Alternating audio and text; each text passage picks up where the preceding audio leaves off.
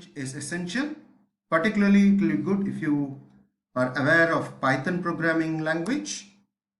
Basic understanding on electronic components such as resistors, capacitors, and how they are used in circuits. This is all will be advantage when you want to learn the IoT solutions. It will also be advantage if one is aware on Linux OS, that is command line commands.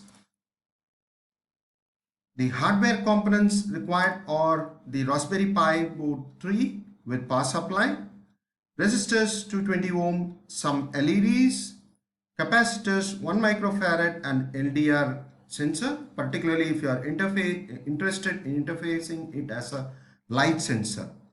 And finally, breadboard, some jumper cables for making connections.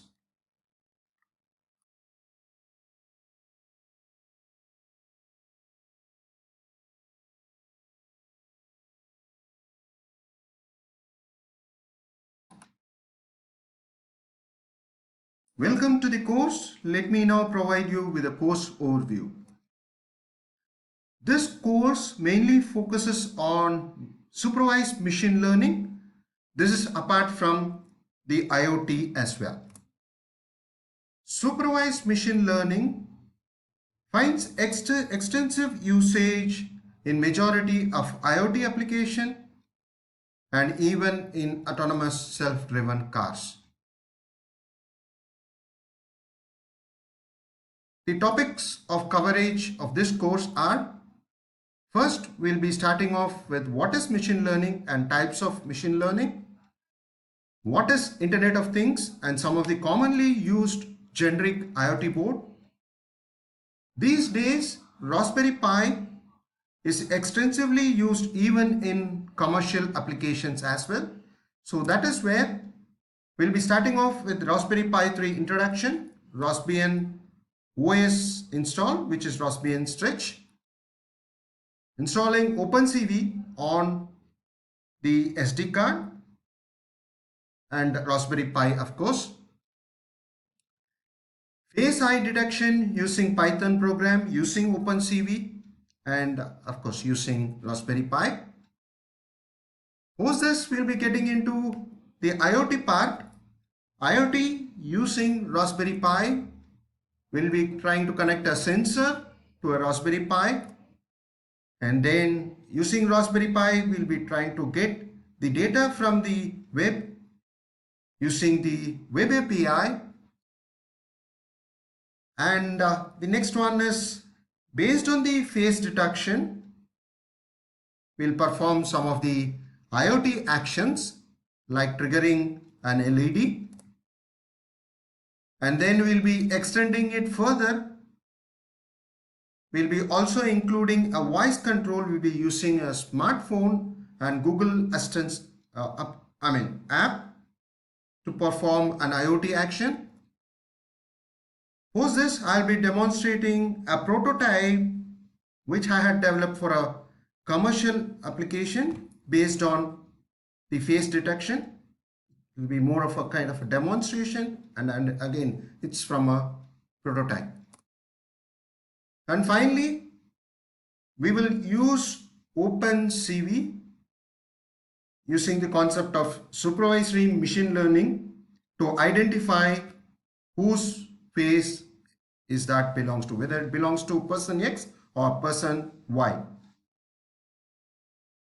And finally, I'll be concluding with the next steps, because machine learning and IoT is an evolving field, so you need to keep learning as you progress so that you can upsell in the market.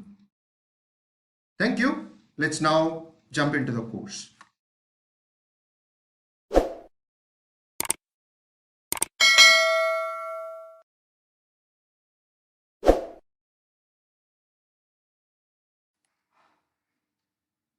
Programming versus machine learning. Both of them, of course, are programming. That is, machine learning is also a programming, but it's a kind of an iterative process. It's an iterative approach. making the machine or the computer to learn and then use that learning to forecast something. So from a definition perspective, in case of programming, you have a program and then to the program you feed in the data, and with the data what you get is an output or a result. But in case of machine learning, of course you provide a data, but you also provide an example data or an output. I would say the output and the data, and with that the computer also provides a program, or it is said as a model. What happens is this model is then further used to predict. Once you have the model ready, then you provide further data to it, then it will predict an output. So that is about the machine learning. So you can see that much more better over here. You have an experienced data. I mean, you give inputs saying that, okay, this is what the face is going to look like, or this is what is the elephant is going to look like. And you provide also the background information like identifying 4 legs in case of an animal. In case of a human being, it needs to have 2 legs. So give the background knowledge and the appropriate sample, which is the experience data.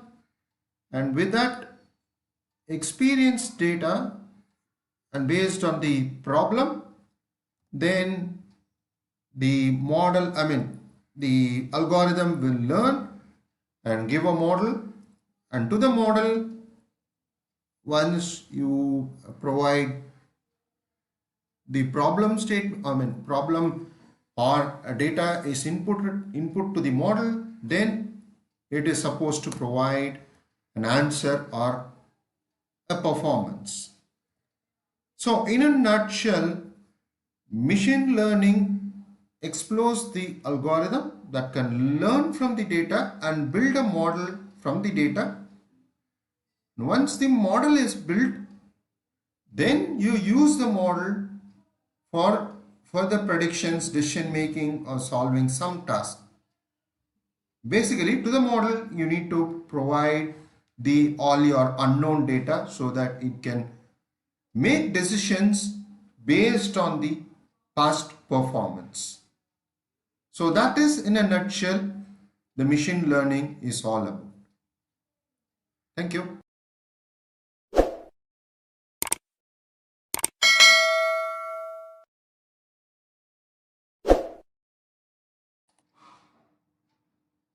Let us now look at the types of machine learning. So basically, the machine learnings are classified into 4 different types. One is the supervised learning, which is of course the most common and most commonly used one, the supervised learning, particularly in case when you want to do some kind of image analysis, then supervised learning is used. Then unsupervised learning, semi-supervised learning, and there is also reinforcement learning. So the focus in case of this course is on supervised learning. This course, in the sense, machine learning for IoT. So in this course, it is going to be on supervised learning. In case of supervised learning, you have an input and an output. So these are, you need to give sample data, which are called the label data, and the label data are then provided to the learning algorithm, and the learning algorithm then creates a model out of it, that creates a model, so that To that model, when you provide a new input, since it has learned earlier based on the input output provided, so now in case if you provide a new input to the model, it provides an output. So this is supervised learning, and in case of an unsupervised learning, you provide the label data and it's a kind of a clustering happens.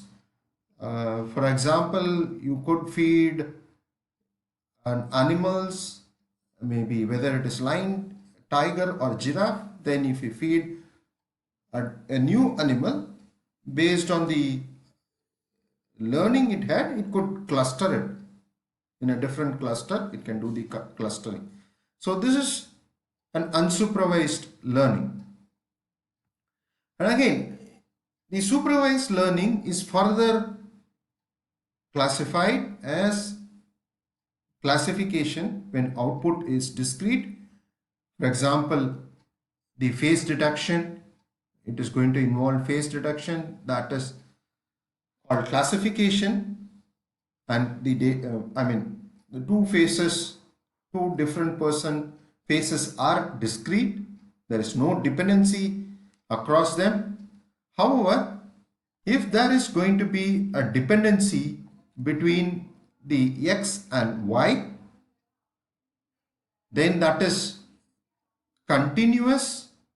And in case of continuous, one would need to use the regression analysis. For example, the house price could depend on the total area. The total area, as it goes up, the pricing could also go up. So from this course perspective, we'll be using the supervised learning and the classification, because we are going to check whether, if the face is detected. In case if a face is detected, then we'll be performing action. If the face is not detected, then we'll not be performing any action in the output. So thank you.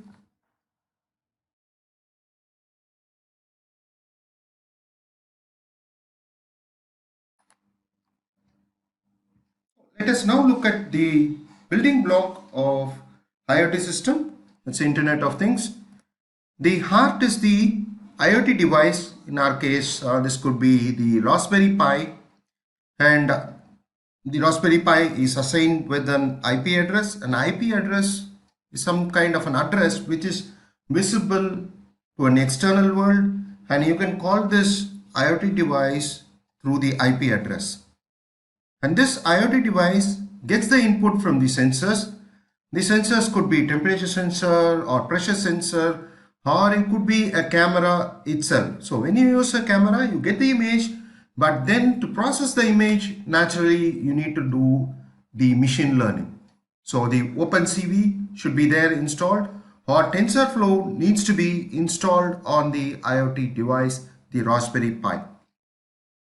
So based on the analyzed data, the analysis is through the machine learning based on the analysis of the data. Then the IoT device will initiate or control the relay or the actuators, and then it will control the process. For example, yes, if it senses a person is there, if it senses the face, then it should switch on the air conditioner or the heater based on the temperature, or it should switch on the lights. So it has to do that. So that's the process. By process, I mean the switching on the light, switching on and off the light, or on and off the air conditioning unit. And again, to transfer the program, one needs to use the computer to transfer that program, and that is generally done through the internet, or you could use if you are nearby to the system, then you could use an Ethernet card and do it directly. But if you are at a far off place, then that needs to be done through the internet, or as I said, if it is nearby, you could use the Ethernet cable. So that's about the building block of an IoT. So as I said, if it is an image processing, then you might need to use the machine learning. So that is where machine learning based IoT comes into play. So one is that you can use the OpenCV, or in recent times you can also use the TensorFlow. But the important point is that the system, the IoT device should be capable enough to install OpenCV. That is critical, because you can't do that with the Arduino Unos, you can't do that with the Node MCU, because it doesn't have one is that it doesn't have the processing capacity, it doesn't have the suitable memory as well. So that is where one needs to use the Raspberry Pi. So this is a kind of a architecture diagram. I mean, you can directly connect the webcam to Raspberry Pi, and in turn it can connect to the Wi-Fi access, it can connect to the cloud, you can connect to the laptop also, can connect, and it can control the relay unit through the GPIO pins over here. So that's a kind of an overall architecture diagram of a machine learning based IoT.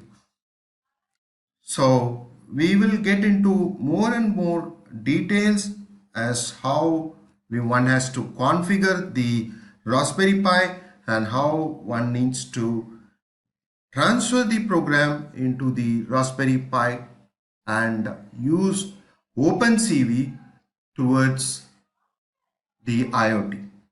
So thank you, stay tuned.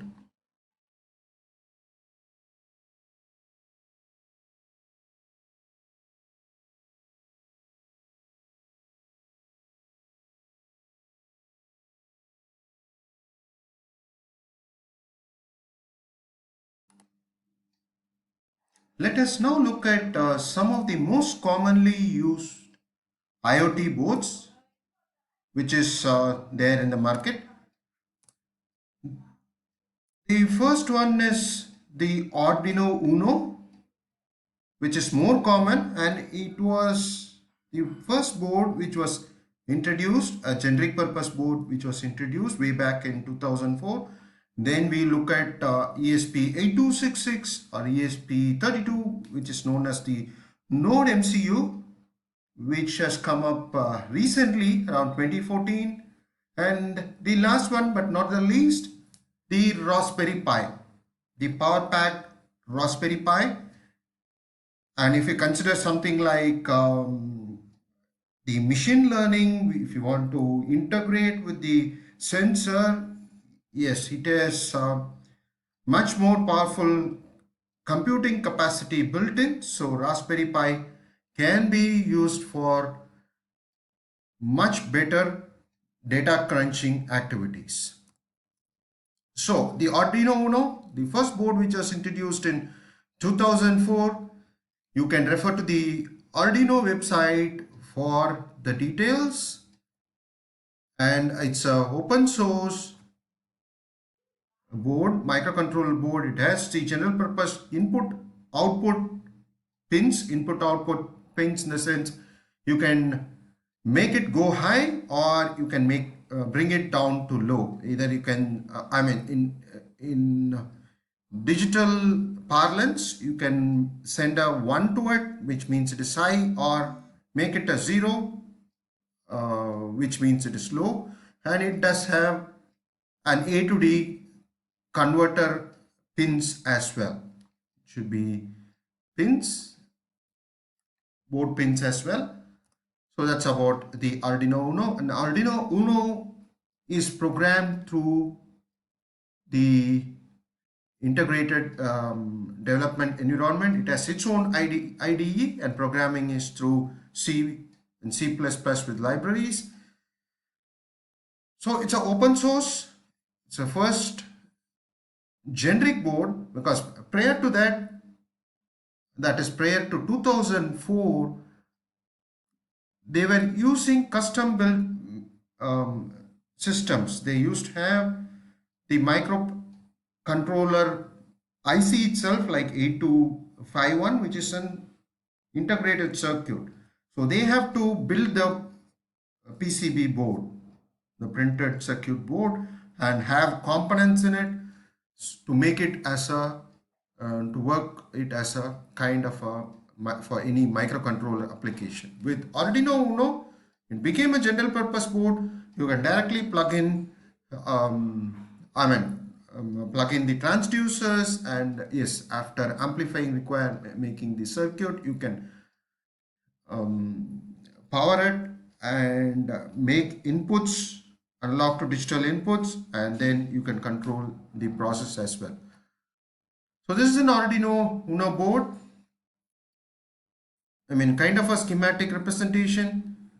On top, this is the I/O pins, and then you have the analog to digital pins, which means you can connect the sensors or transducer, which gives an output in millivolts. They can be fed directly into these pins, and then you have a USB connection if you want to connect the computer, and this is where your C++ program can be transferred into the Arduino Uno, and if you want that to be work in a standalone mode, you'll be using the power supply. The one challenge about Arduino Uno is that it's still a microcontroller unit. It can work standalone, but if you want to connect to an internet, that is where the challenge with Arduino Uno, because it doesn't have a connectivity to the internet. You need to have an Ethernet card additionally, or a Wi-Fi module additionally to Arduino Uno to communicate with the internet. So that's about the Arduino Unos. So this is the general specs about the Arduino Uno, like number of I/O pins, analog inputs. It has 6 analog inputs. So that's about the specs. And then comes the ESP8266, or more recently you have the ESP32 as well, introduced in 2014, and it is a low cost device. It just cost about $5. So that is where it is attractive. And after Espressif system introduced that, we have an Adafruit based in US who have also introduced similar kinds of board, but it is slightly higher cost when you compare to the China based boards, and VMOS is also there.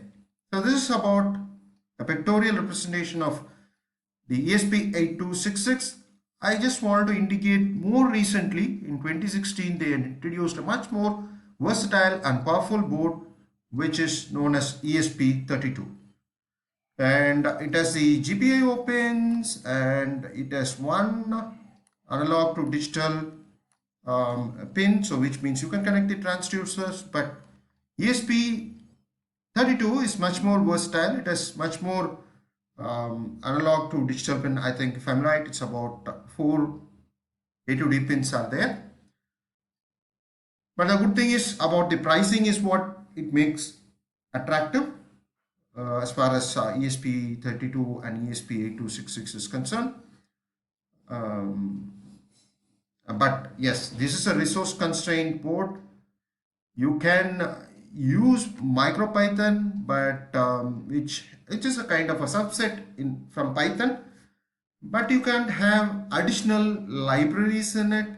So that is where it becomes a little bit of a challenge to just use ESP8266 because of many constraints we have got, particularly if you are looking for to use it in kind of a machine learning application, or for that matter data science application. It suits well in a kind of an industrial environment where you want to control a process. And finally, the Raspberry Pi. It's a kind of a microcomputer. It has all the powers. I mean, you can connect, this is a micro SD card slot wherein you can have the operating system, Raspbian operating system, which is similar to the Linux, and then it has a Wi-Fi module, it has the IO pin, it has the much more powerful CPU. So that is where you can even use it for machine learning. It does have, you can directly connect, HDMI is there, it has the camera port which makes it attractive. So that means you can connect to a camera, and that is where you can do the image processing. It's all possible once you have an OpenCV or even recent times TensorFlow is installed. Then you can use that for machine learning or for data science. You can use the Raspberry Pi 3 board. So, and again, the cost wise, it's about 30 to 35 US dollars, and you have Wi-Fi connectivity as well built in so that you can connect to the internet as well. That's about the Raspberry Pi, and this is a quick reference. You see here, internet is not there in Arduino Uno. In case of the rest, these two has the Wi-Fi capability, and yes, the last column is about the pricing. So these are the most commonly used IoT boards available in the market. So one needs to pick the right board depending upon the application. If you want to use it for a kind of a machine learning application, if you don't want to use your laptop, if you want to control something, control a process, we'll see that in the next presentation. If you want to control a process based on analysis of a data, then the better option would be to go for Raspberry Pi. So thank you, stay tuned.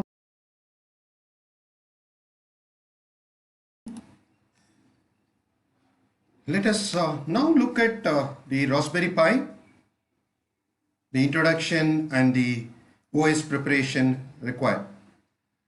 Raspberry Pi uses its own operating system, which is of course Linux based, called as Raspbian. And before we get into how to install the Raspbian OS, let's quickly recap about the Raspberry Pi microcomputer board. Raspberry Pi is considered to be a microcomputer board rather than a microcontroller for a couple of reasons. One is that, it has its own operating system called Raspbian. So it can work as an independent computer by itself. All that is required is you need to connect a monitor, you need to connect the keyboard, and even you can connect a mouse if required. So it has a secondary storage as well. The micro SD card is there, and it has a built-in RAM. It has a Wi-Fi capability. So the Raspbian OS comes with LibreOffice pre-installed. So it can be used as a microcomputer by itself.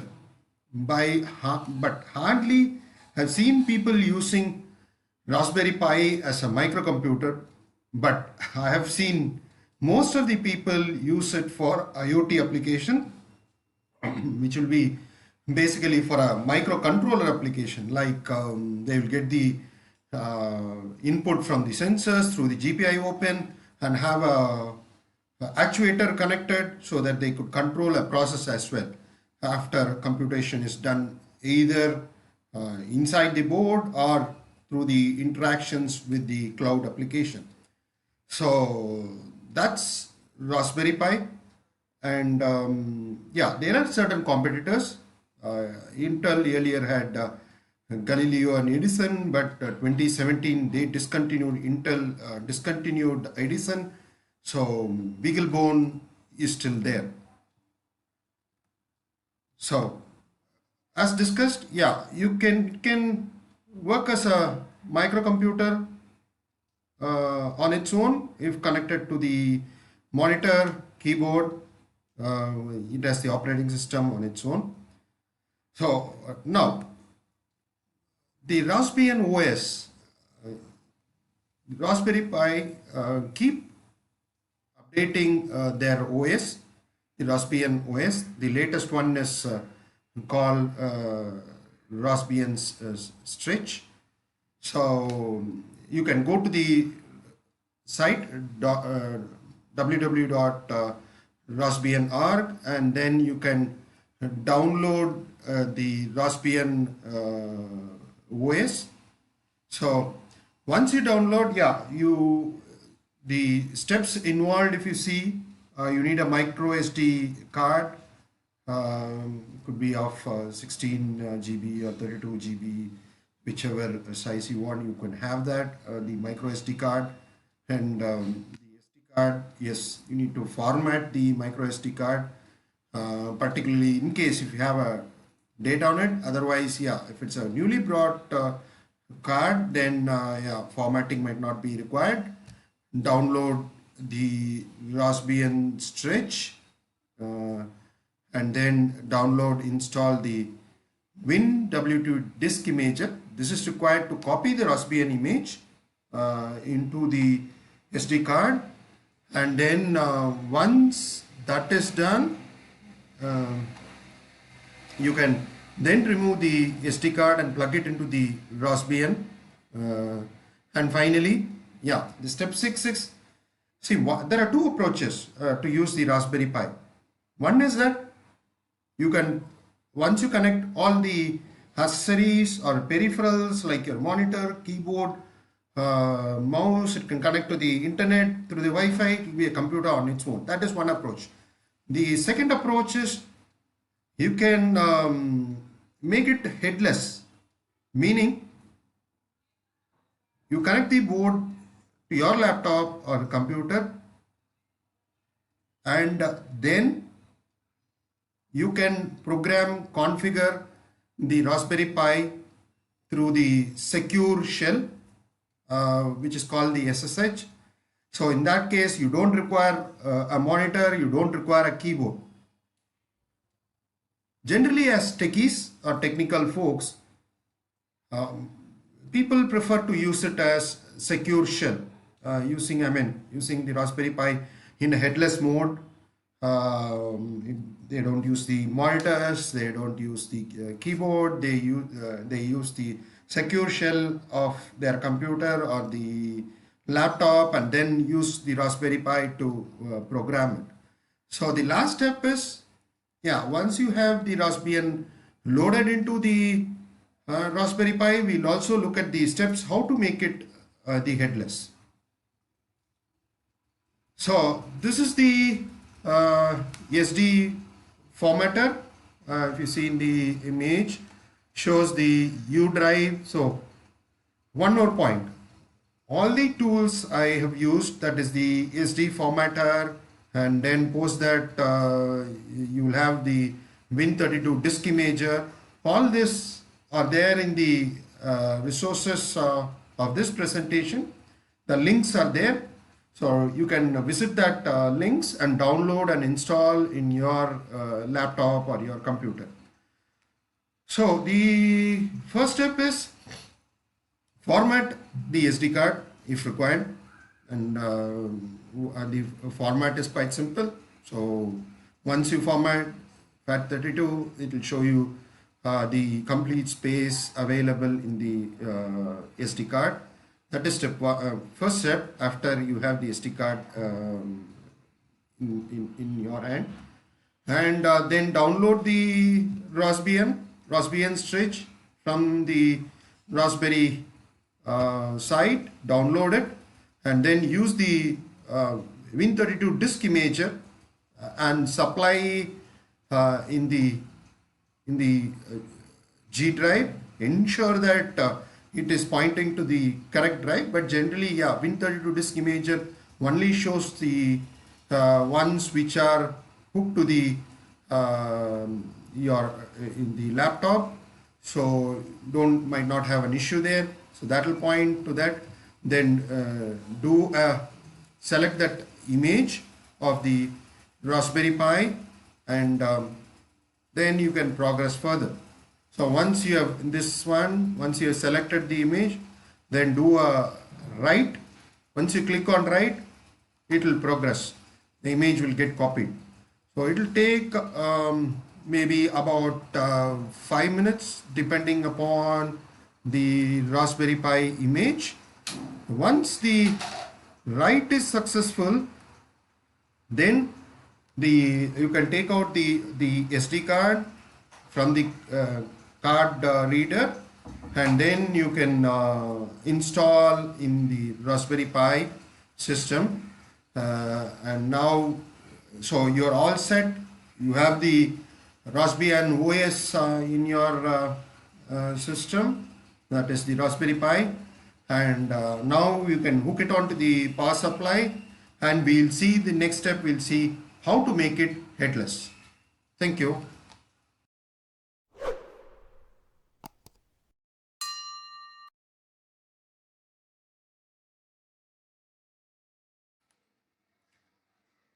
Let us now see how to make the Raspberry Pi in a headless mode, that is without having the monitor connected, and to have your computer to communicate with the Raspberry Pi.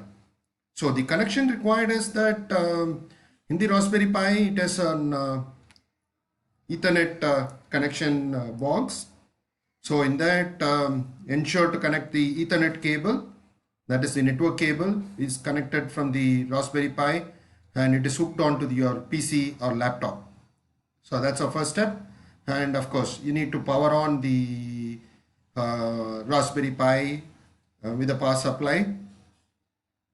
Generally, yeah, few of the the mobile phones or the smartphone charger can be hooked, but very few of them, it should be in a position to supply more than 700 milliamps of current, because it draws about 700 milliamps current. But in case if it is you are drawing further current from the GPIO pin for your sensors to actuators, then yeah, it should supply about 1 amps and above than that. So yeah, for the ideally what I do is I use the power bank which we use to charge the mobile phones. So use the power bank. Power bank generally supplies much more current compared to the regular adapter. So you may use the power bank. That could be one of the option to power on your Raspberry Pi. Though you can still use the chargers, your mobile chargers, but though it is not recommended. So once you have that, I will now switch on to my laptop, so that you can see there are few configuration which you need to do in your laptop. So I'll show that with my laptop itself. So first thing is, go to your control panel, networks, internet, network sharing. You need to go into that, because you need to share the network with Raspberry Pi. So go to that, and then see, normally you'll not have the second one, and that is unidentified, because now I have hooked on to the Raspberry Pi. This is indicating because I already connected. Otherwise, only the first one will be available in the network sharing. Go into the properties and then go to the sharing. Generally, this is disabled. You need to enable it. I repeat, you need to enable it. Then only you can make the connection happen with your Raspberry Pi in the headless mode. So you enable it, you need to enable it and then say OK and then close it. You need to have the PuTTY as well. It's for the secure shell connection. It's called PuTTY. So you need to have that in the downloaded and install in your system. So in the resources section, I have given the link. So download and install. And so choose SSH, port is 22. Go to Raspberry Pi and load it. So you need to give Raspberry Pi.ms home.net and then load it and then open it. So once you open, this is a screen should come. That means it is already connecting. So default user ID password is Pi, and then you need to feed in your password, which is Raspberry. So once you get this screen, so you are now communicating with Raspberry Pi. So you can use all your Linux commands, certain Unix commands. You can use that. So if you are new to Linux, refer the resources section. I have uploaded a kind of a link wherein you can download the PDF document just for practice, various Linux command. It gives an overview about various Linux command as well. So this is now that you have connected through the Ethernet cable to the Raspberry Pi. You can also connect through the Wi-Fi. From the laptop itself, as long as your laptop is connected to a Wi-Fi station, and similarly your Raspberry Pi is connected to a Wi-Fi station, and each one has a local IP. You can call the local IP of the Raspberry Pi, and you can connect it to the Raspberry Pi, giving out the IP. And more important one is that I've just forgotten about it. So generally Raspberry Pi, they have not enabled SSH initially. So keep that in mind. So you need to enable it. So all you need to do is, once you have copied the image of the Raspberry Pi into your SD card, create a file, SSH, just the SSH, it doesn't need any data, just a file, SSH, create with your text pad, just SSH, copy it, make the name as just SSH, it should be a file, and copy that in the root folder of your SD card. So this has to happen once the image is copied into the SD card, so that the connection will work, the SSH connection will work. Otherwise the SSH connection will not work. So this is the recent change. I think about a year back Raspberry Pi came up with this change. The SSH is not enabled automatically, so it will be enabled only if you want it to be enabled. So basically they have tried to have a security built in, so that SSH is not enabled automatically. You need to enable. For that, as I said, you need to have an SSH file placed on the boot folder. So in the next presentation, we'll also see how to connect it without even the Ethernet cable. So we'll discuss that in the next presentation. Thank you.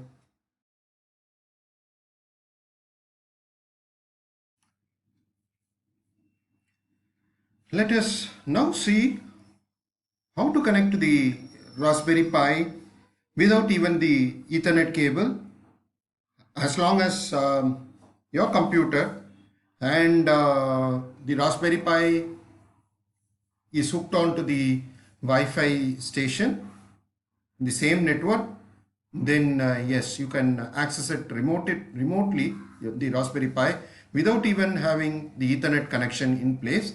And again, this will be in the headless mode. So for that, so far we have seen how to connect the Raspberry Pi through the Ethernet cable. So yeah, now the Ethernet, it is still through the Ethernet cable. So the first step is, yeah, so I understand the first step is, yeah, it needs to have the Raspbian, needs to have the Stretch desktop installed. That image should be Stretch desktop instead of the Stretch Lite. So in the differences, you can even with the Stretch desktop is much more bigger OS, occupies more space because it will have the desktop coming in, the Raspberry desktop coming up, compared to Stretch Lite, more of a character version, so it occupies more space. So I would recommend, yeah, you go for the desktop version. So once you have done that, you need to have an Xming server installed in your system, in your laptop. So I'll say Xming. So this is the one, Xming. So this needs to be, I have just installed and it is running in my system. So you need to have that. Once you have that, it is running, then you can enter the command start lxde pi space .py. Now you will see the desktop of the Raspberry Pi coming up.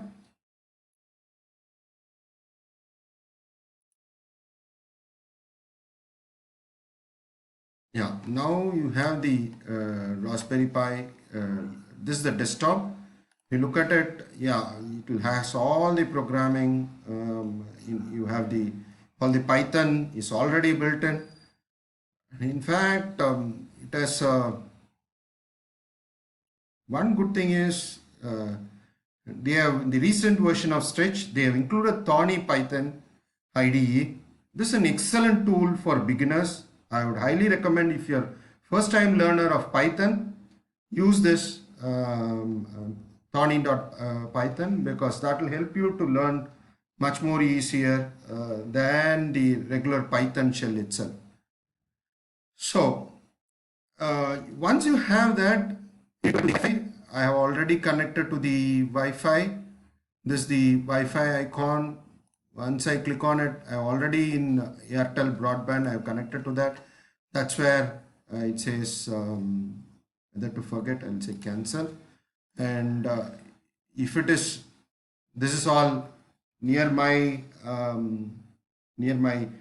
apartment. So you have the others showing as well. So for example, if yours is Airtel 786, click on that. You need to give your password. Once you enter the password, it will get connected. So I have already connected to my my Wi-Fi network. So if you see that 192.168.1.9, that is the IP address of the Raspberry Pi. It is allocated. So that's about it. And initially, you might not see the Wi-Fi icon, so you need to add that.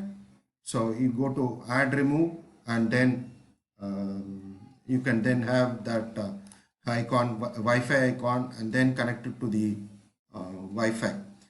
So this option, I felt it is much better compared to otherwise you need to make an entry in the system.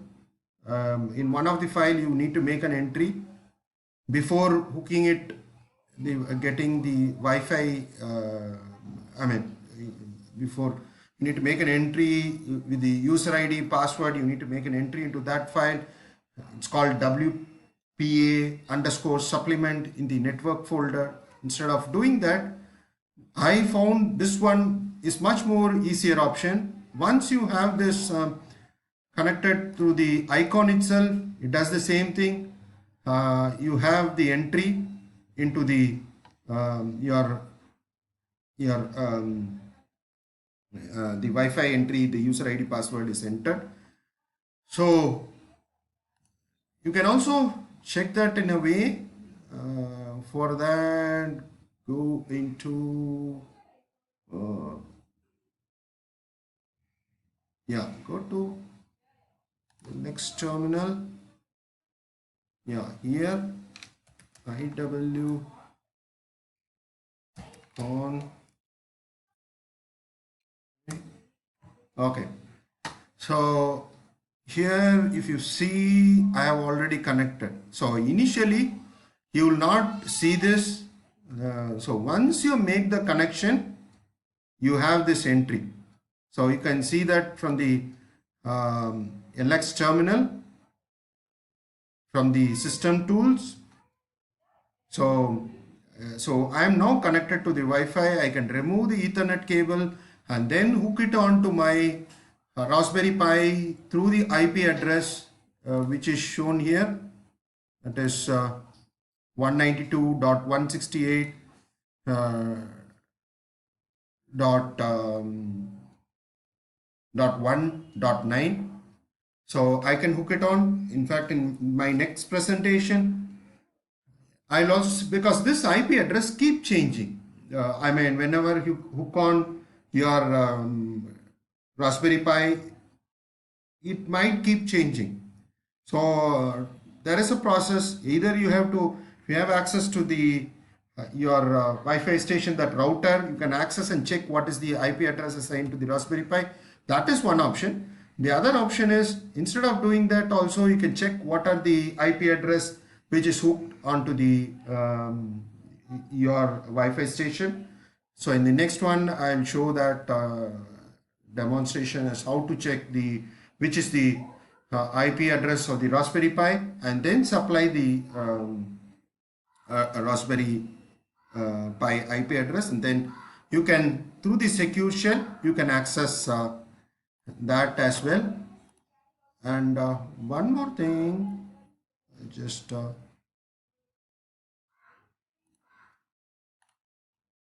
go here once again into my, here is my putty. I'll go into my putty. So this is what I have done. So when you want to connect to the kind of a graphical mode, that graphical desktop mode, ensure that X11 is enabled. That needs to be enabled, and localhost :0 needs to be provided. Then your the desktop will open up so, and again the same needs to be in case if you are connecting through the Wi-Fi also. In the next presentation, you need to have the localhost enabled, particularly to get the GUI interface. If you don't want a GUI interface, if you want to communicate through the character mode, then this is not required. Even the Xming server install is not required. So that's about enabling the Wi-Fi. So now without the Ethernet also it should work, as long as you feed the IP address of your Raspberry Pi into the putty, it should work. So thank you. Stay tuned for the next presentation.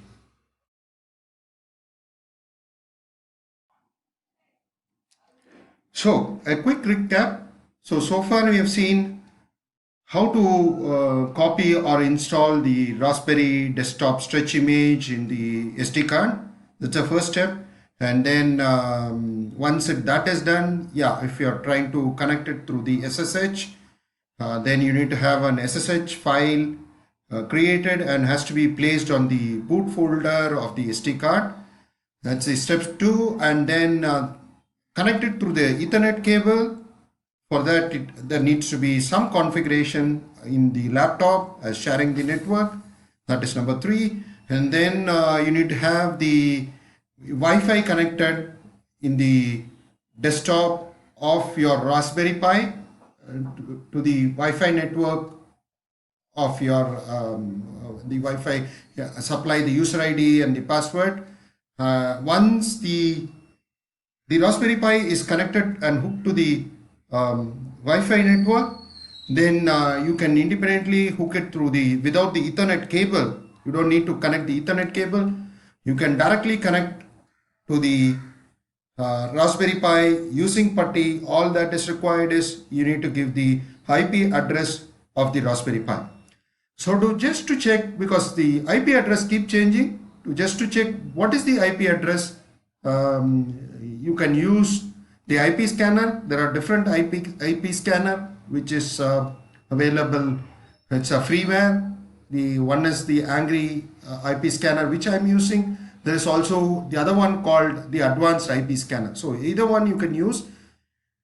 In case if you already can access the Wi-Fi router through the admin user password, then in the router also you can check what is the IP address assigned to the Raspberry Pi. So in my case, it is the IP address assigned to Raspberry Pi is 192.168.1.9, and yeah, this is for my laptop. So all that is required now is go into PuTTY,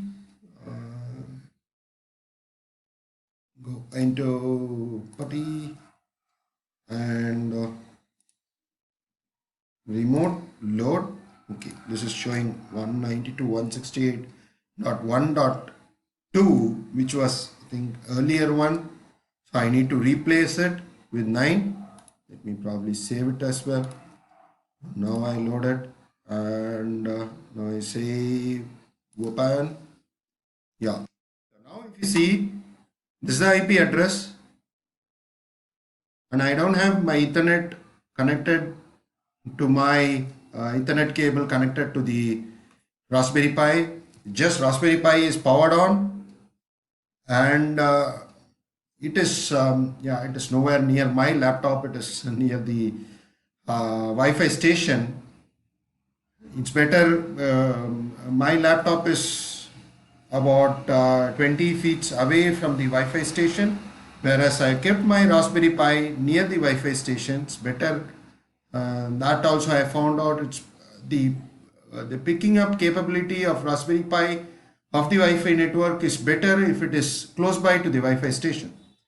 So it's kept it close by to the Wi-Fi station, whereas my laptop is about 20 feet away, because my Raspberry Pi has a better capability. The laptop has a better capability.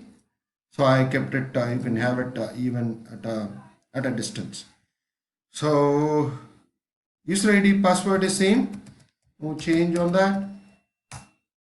Once you are done, you are hooked on to the Raspberry Pi remotely without the Ethernet cable. You are connected to the through the IP address. During my earlier discussion, that is connecting Raspberry Pi with the laptop through the Ethernet cable, I told about a connection, a network sharing, which needs to be done. That is in the properties sharing, you need to enable it, but that is not required when you are connecting through the IP, the local IP. Once the Wi-Fi is set up, now that you are connecting through the Wi-Fi to the local Raspberry Pi, only the IP address is required. You don't require network sharing to be enabled. So you can disable it, and that is the reason you don't find an entry in the network also. So ensure to disable it once you are connecting it through the Wi-Fi of Raspberry Pi. So that's about the basics. You now have a working Raspberry Pi which is connected through the Wi-Fi network from your computer in a headless mode. Thank you. Stay tuned for further discussions.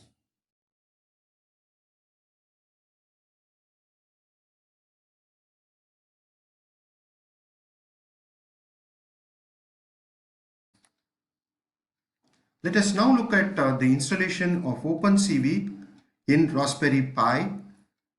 A point to note here is this: approximately the entire process takes approximately about 5 to 6 hours. So plan it accordingly, I mean your time scheduling, and start the installation of OpenCV in the Raspberry Pi. So let me quickly go through the document. I have already made this document, and this is available in the resources section, so you can download and go through it. So some of the assumptions: the first is that you need to have the Raspbian Stretch with desktop installed in the Raspberry Pi. So I know where you need to download. You've already done it. So go to the download session. In case if you have not done it, you need to download from the Raspbian download section. You need to download that. Again, it changes from time to time. So download from the Raspbian site. So as of now, this is what I have. So you have to download that, and you have to perform the installation as indicated in my earlier presentation. The second one is, it is suggested to use 32 GB towards OpenCV. It's better. At least 16 GB, but yeah, 32 GB is the better one. Point number 3, use the wired mode of SSH instead of the remote Wi-Fi mode. The reason is this is prime because it is 6 hours, takes about 6 hours, and if your Wi-Fi breaks, then you might find a problem.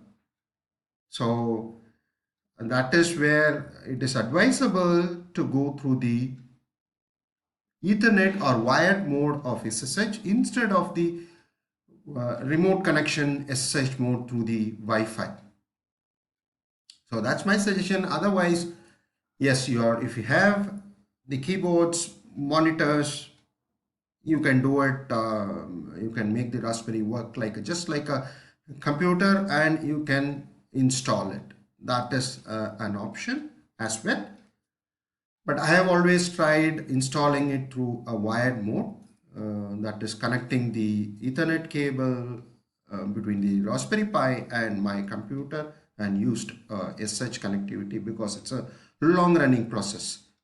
And this I have already said, supposed to take 5 to 6 hours. And yeah, some prerequisite. The first one is you need to expand the file system, log into the Raspberry Pi, and I have I have also given the commands, like all you need to do is copy paste this command into your Raspberry Pi.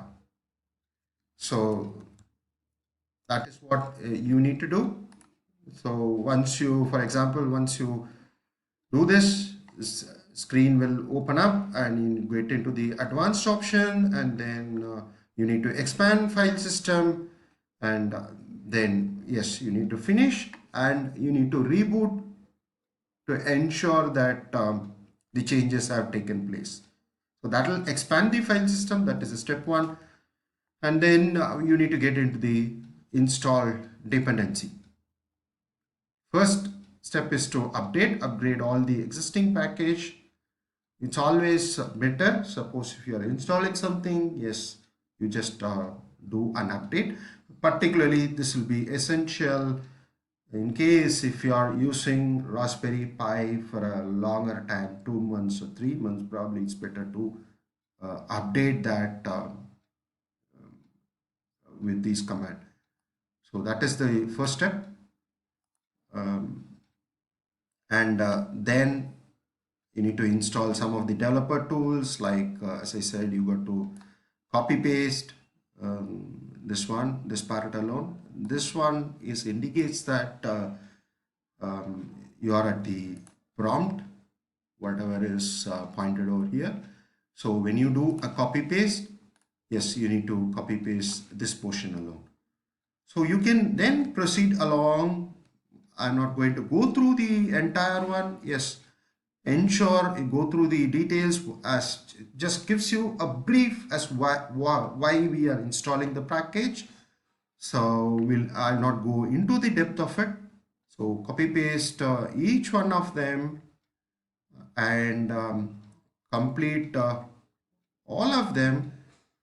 But yeah, ensure that what I normally do is sometimes it so happens that you might, because a series of commands, sometimes you might miss out the command. If you miss out the command, yes, when you actually get into the OpenCV, you will face the challenges.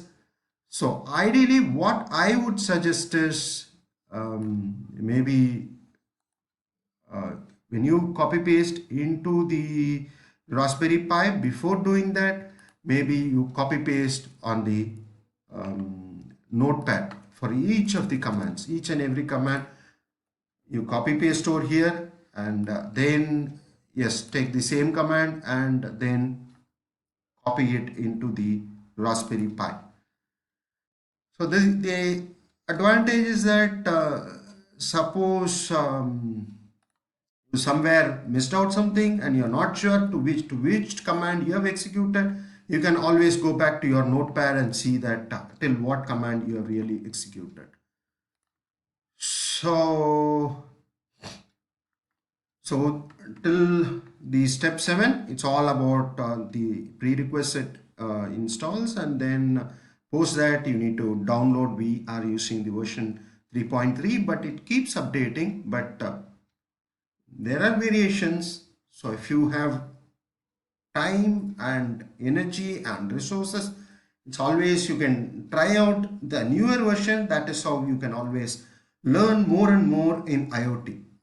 So just for my reference perspective, I have used the version 3.3 because I got comfortable and I have done the projects, everything.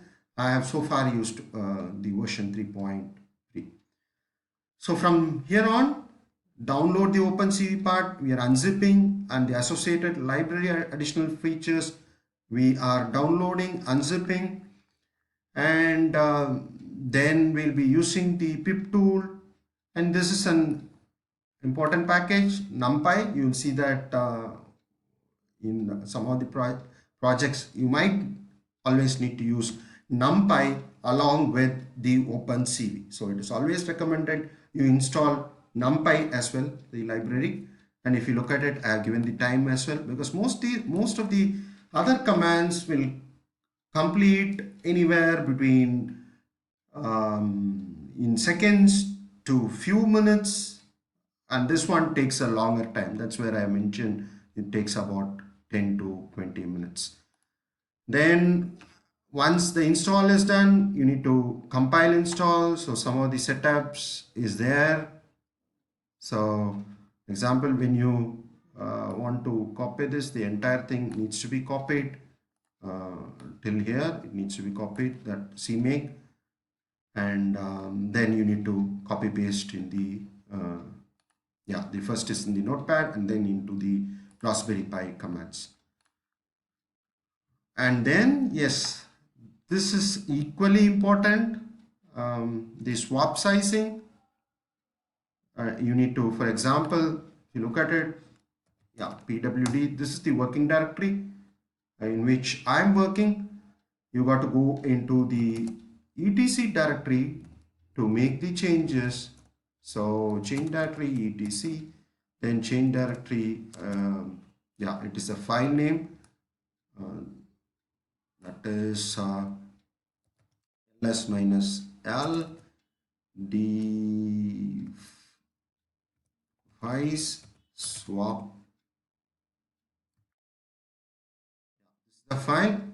So if you just doing a cat, and by the way, like as I I mean, in case if you want to learn about the Linux command, I do have a course. It's better to have good knowledge on the Linux as well. So as far as here it is 100, so it's better recommended to make it 1024. So do that as well. And yeah, you need to progress further. We need to swap it, and then finally it is recommended to always to change back after all the things are completed. And then you need to use this command wherein it will start building. It's recommended to use make command. Sometimes this command actually will make the process to run at a faster rate because we'll be using 4 cores, but it's prone to race condition or hang in Raspberry Pi.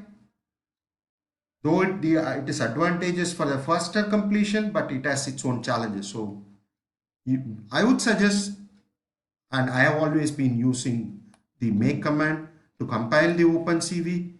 So do that, and this takes about 4 to 5 hours to complete. We have few more steps, and I will complete that in the next presentation. Thank you.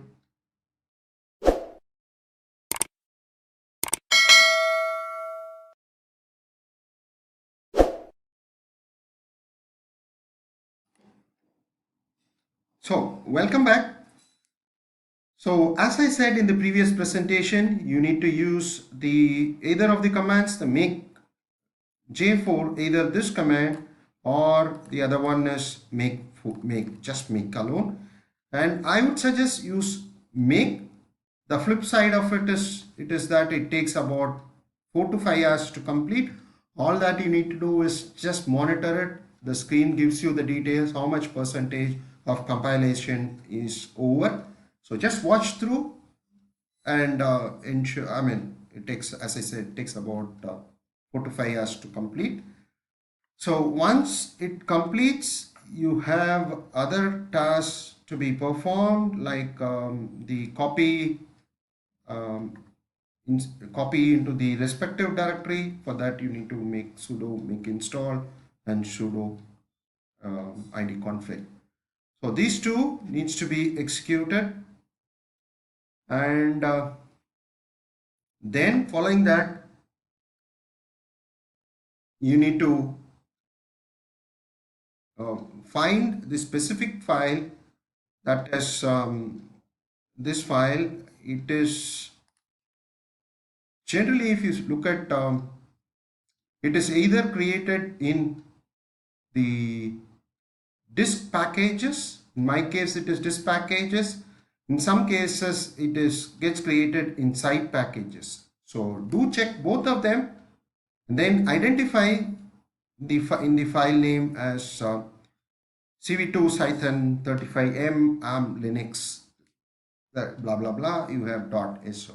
So this file needs to be renamed as cv2.so. Then only it works correctly when you import the corresponding library of CV. So ensure that is done, and you can always use the move command to do that. So this is the move command. In case if you're not sure, yes, this is the move command, or it is kind of a rename command, renames this file into cv2.so. So that is what I have already done. In my case, it is there in the dist packages. So that is what is mentioned over here. So once that is done, you have completed almost everything. The final step is you can check whether the installation happened properly. For that, get into the Python prompt and import cv2. So if your import is correctly done, they should not report any error. So this is important. So if you want, you can also check the Python version by copy pasting this command, which provides you with the version number. So that's about the installation of the OpenCV into the Raspberry Pi. We'll now progress into the further presentation.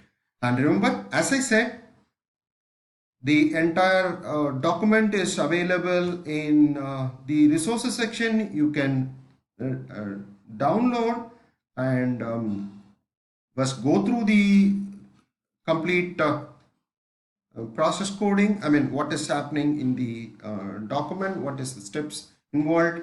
And as I said, just for your own reference, have the details whenever you run each of the command, have that copy pasted in the kind of a Word document so that you can reference back.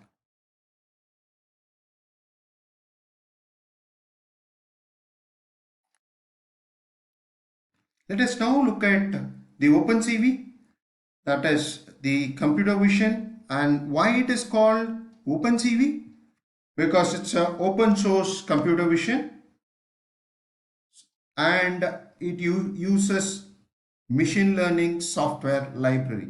So that's the definition part. OpenCV is an open source computer vision and machine learning library. It has over 2,500 optimized machine learning algorithm which can be effectively used. It's built and written using C++ and primary interface is in C++, but these days it's more used with Python because one is that machine learning is more, Python has much more adaptability. So people use Python with OpenCV as compared to Java or C++. So let's now look at some of the applications used in facial recognition. Apart from that, there are many other applications, the multiple application of them. I would rate facial recognition as the most important one as far as OpenCV is concerned, and then the object identification, it's also used there, motion tracking to an extent, and augmented reality. This is yet to mature, the augmented reality. So I would rate, of all the application, facial recognition is important. And it can be, OpenCV can be installed in an IoT system like Raspberry Pi. It can be installed in an IoT device. So in that way, it can be used in multiple IoT application. One is that building automation. Suppose if it identifies a person, then you can switch on the light, heating or cooling system. If it's not there, it should automatically, if no one is there, then it should automatically switch off the lighting and cooling system. Then thief intruder alarm. Suppose in a house you have, if it is switched on and if the residents of the house is away for a long time, they can switch on this system so that if it recognizes some intruder into the house or into the business, then it can send out an alarm. So it has to connect to the internet, so it has to send an SMS, or probably it should trigger the police call so that adequate measures are taken. So this is all possible when you interface to an IoT system. The other one is attendance system as well. Instead of using the fingerprints or the swipe card, once the face recognizes with the particular employee photo in the system, in the database, then it should mark the person as present for the day. So these are some of the applications in which the facial recognition of OpenCV can be used. when interfaced with the IoT system. So the OpenCV basically works on the classifier type of machine learning. Like some of them could be like decision tree learning, k nearest neighbor, Naive Bayes classifier, artificial neural networks, random forest support vector machine. These are various classifiers, various type of classifier. We saw that what is a classifier in the initial machine learning algorithm.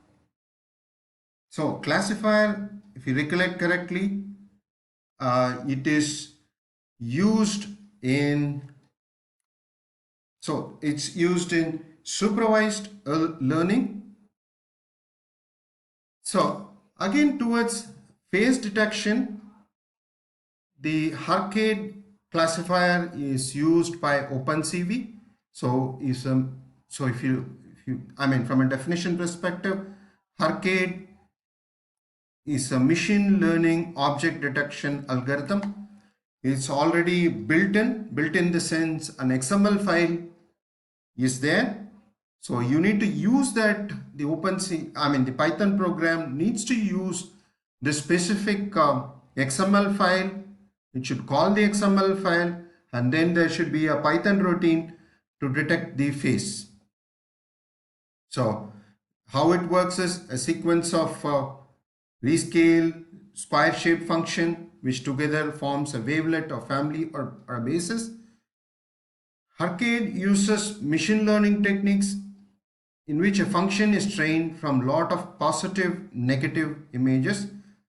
The process in the algorithm is a feature extraction, and the training data used in this project is an XML file called Haarcascade frontal face default.html. The point to notice, as an user, as an application user, as a person who is trying to build an application, need not go into the details of what is there in this XML file. This is a readily available application or an XML file. This needs to be used in the algorithm of face detection, and then the face detection works. You can use that. We'll see that with an example as we progress. So for now, just be informed that towards face detection, one needs to use Haarcascade frontal face default HTML. There are others as well, other detections as well, like if you want to have an eye detection, then you need to use Haarcascade _i.xml, and if it is full body detection, then Haarcascade full body.xml. So for example, the intruder system, you will be recognizing the whole body as such. If you see a person or an intruder, and if this detection algorithm detects the human body, then it should send out a signal that there is an intruder. So that's about a brief about the OpenCV. From a detection perspective, we'll also, in the next presentation, we'll see about the recognition. Thank you. Stay tuned.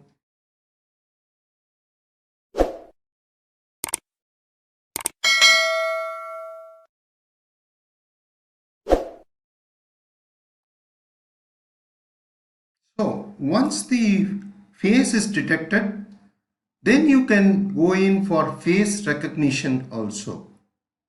Say for example, in an attendance system, okay, you have detected the face, and then once detection happens, the next stage is to identify or recognize the face, whose face it is. So in that case, you need to use the machine learning algorithm like supervised learning, and you need to use the classifier type. So you need to classify whether this person is X, Y or Z. So that is the recognition part. So we had seen earlier, you need to train the model initially, the learning algorithm, and create a model out of it. So for example, any person, different faces. For example, if it is going to be Barack Obama, then his face needs to be provided to the learning algorithm in different angles so that his eyes, his nose, his mouth are clearly visible to the learning algorithm, so that the learning algorithm creates a model for that person, Barack Obama, and at a later point of time, if Obama is going to come, in front of the camera, then it identifies that person as Obama. Similarly, for any other person, if it is going to be Tendulkar, who is a cricket player in India, then his image needs to be trained by the algorithm. Is different images, face images. Important is facial images having the eyes, nose and mouth.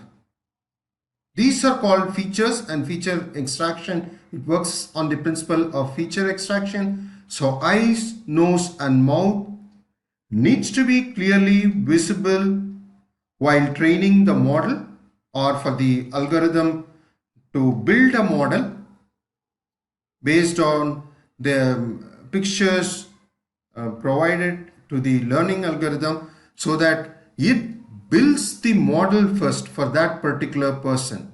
So if it is Sachin Tendulkar, a cricket player, it builds a model for that particular image, and post that, if you give an input with a person as Obama or Sachin, and if there is a model for it, then it will provide you with a result or a name saying that that particular person is maybe Sachin, or it is Obama, or someone else, in case if it is already trained and built the model.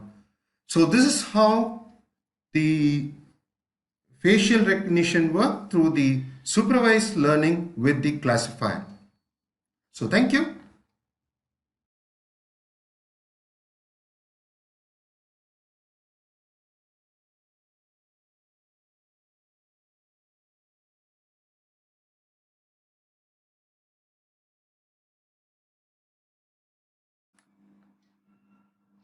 Let us now look at a simple code through which we can detect a face. This is of course the Python code.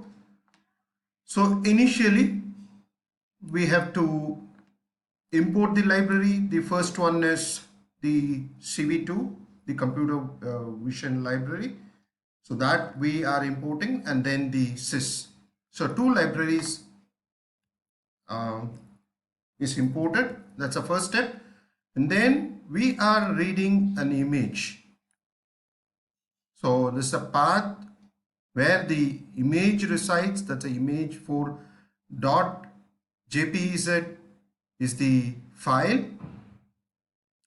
Post that, we are assigning the Haarcascade frontal face default XML that has been assigned to a variable, and then we are assigning the face ID. This can be anything, just given 5, it can be anything 1, 2, 3 or whatever you want.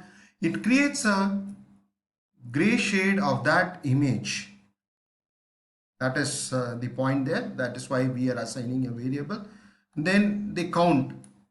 In a picture, if there are going to be multiple faces, so for that we are initializing the count value as 0, and then we are calling the cascade classifier that has been called.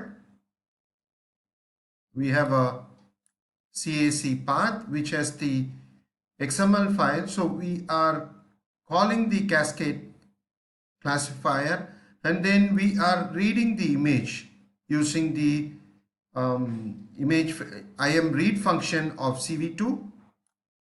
Then you have the IM read, and then the image path. Then this will get substituted. Image 4 will get substituted, and then that will get read, and you have it that in the variable image. Then we are assigning the gray shading of the image, because image is already red, and then it's a gray shading. That is what this function is going to do. That is CVT color image with the parameter. It will convert into a kind of a gray shaded image. And then this is an important function. We'll see that in a little bit of a detail. That is detect multi-scale. It has different parameters. So we'll see that the first one is gray. Of course, that is the image file, the gray image file, which is assigned. We'll see the rest of the parameters. So the rest of the parameters, if you look at it, apart from gray, which is the image file which gets converted into the appropriate gray shading, and apart from that you have a scale factor, min neighbors and min size. So from a definition perspective, the scale factor is the image of the file. If you want to reduce, if you want to enlarge, then you provide with the scale factor. In this case it is 1:1, and then the min neighbors, which specifies how many neighbors each candidate rectangle should have, and then the min size, by default it is 30 by 30. That is what we have taken.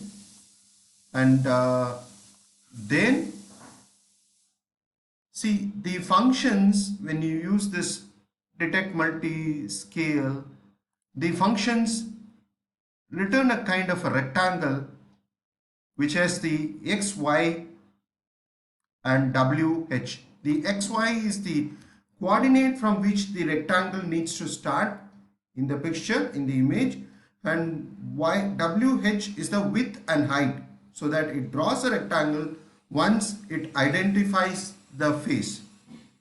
This is better. Once we take an example and go through the example, you will understand better. So what we have called the detect multi-scale, and we discussed about the various parameter. So once the face is found, then we draw a rectangle to the face for the in faces, because it is going to return the values of x, y, w and h. We are going to draw a rectangle, x plus width and y plus height, from the point x, y. This is the point at which the rectangle needs to start, and x plus y is on the x scale, x plus w is on the x scale, and y plus h, that is on the y axis. And this is about the color of that the rectangle we have to provide. That's about the color factor. So we draw a rectangle if the face is identified, and count, we are incrementing the count with 1. If there are going to be multiple faces, this will keep, the count will keep increasing. And then we'll also write the gray shaded image file into the directory, and then we show that image.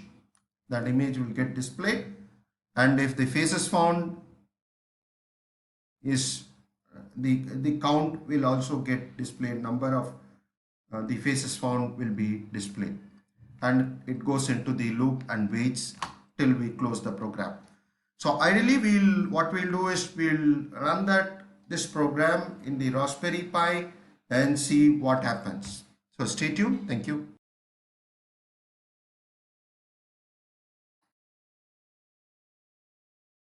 One Point you need to keep in mind is that while executing the program using Raspberry Pi in the SSH mode is that you need to have the Xming server up and running. You will see the icon over here, so that means it is up and running, because then only the cv2.im show will work perfectly. Look for the Xming server, so ensure that Xming server is up and running. If not, you need to go to the start button and the Windows start and click on the Xming to have the icon over here. This is quite important because I find students missing out to invoke the Xming server, and then if they don't invoke, the image doesn't get displayed. So take a note of that. Thank you.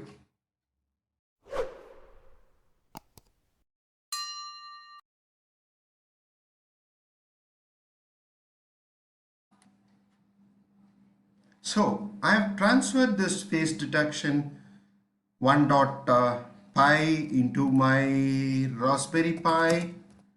So I'll just show that. A lot of files. Face detect is the file which is I have already transferred. I mean, whatever is the content over here, that is transferred into the Raspberry Pi. And if you see, I mean, this is the file, the second one. I mean, yes, that's the second one. So the same file, it reads the image4.jpg, image path is given.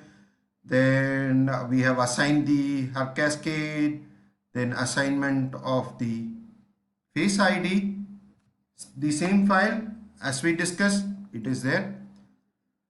So now let us run this file and see what happened. Python 3 and face detect.py, and you need to have the Xming server running. So that is already running because that's a graphical user interface. When you use the SSH, that should be running. Let's now run this program and see whether the face is getting detected or not. Let's see.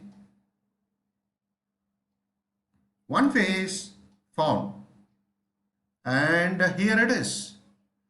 It has drawn a rectangle. It has gone to it has first determined x and y, and then x plus w is the width, and y plus h is the height, and then it has drawn the rectangle. Again, if you look at it, this is the one. It has drawn the rectangle with green. Since the image had only one face, you have a count of 1 over here, found one face over here. And if you look at the directory, once we come out, I'll show you that it has also created a gray shaded file 5.1 it would have created. We'll see that once we come out of the program. To come out of the program, I'll close this, and if you look at it, phi.star, and you have this file is the recent one. It has got created on the May 1st. So because it is only one image, it has one file over here. If there are multiple faces, you will have multiple images. For example, you also have another file, because I had initially tested out, so there is another file which is there as 5.2.jpg. Let's do an further analysis, nano, oops, Control X, I'll close this.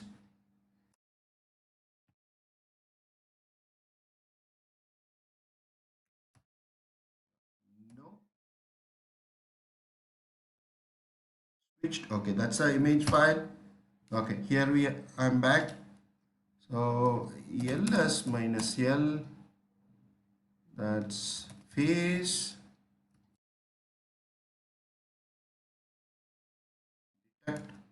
star.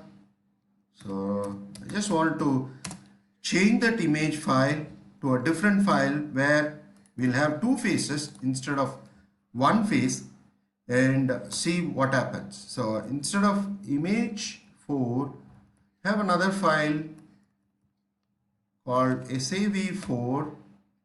This has two files in it. So let's run this and see whether with the two files whether the program works correctly or not. Again, Python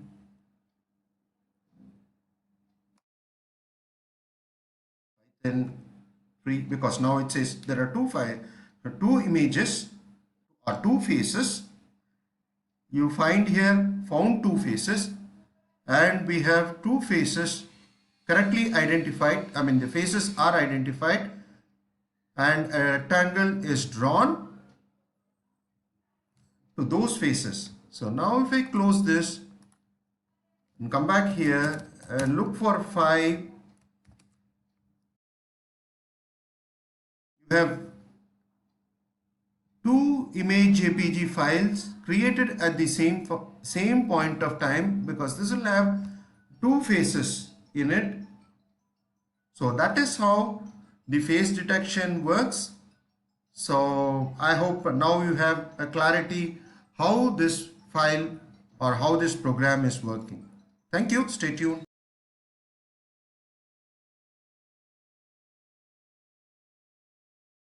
The Haarcascade's machine learning algorithms or the XML files gets created during the installation of OpenCV, and if you look at it, it is generally available under the OpenCV data folder.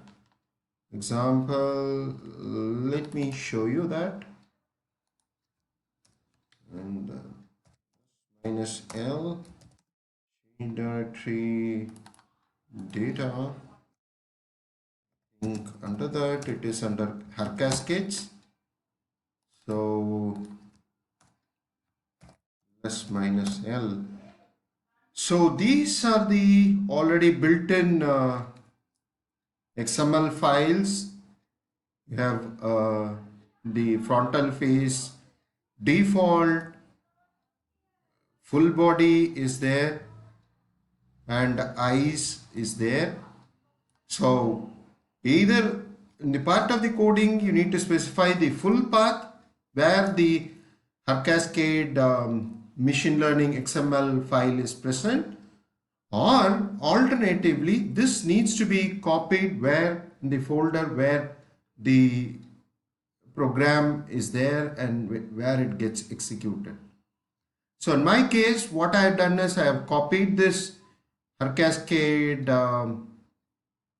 frontal face default into the directory where I have my program. So if you look at it, Haarcascade frontal face default, I have copied that so that I don't need to reference the full path. So keep that in mind, otherwise the program will error out. Thank you.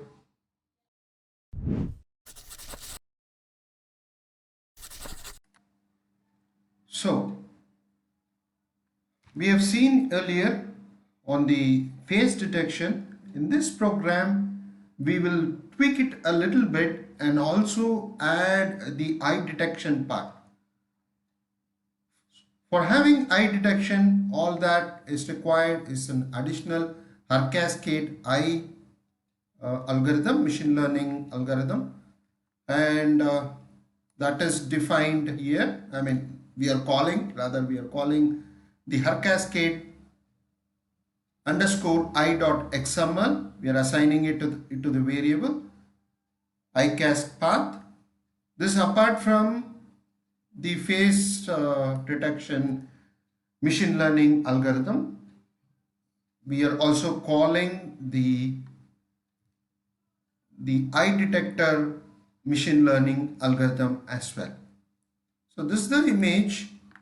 So apart from that, if you look at the logic, almost same.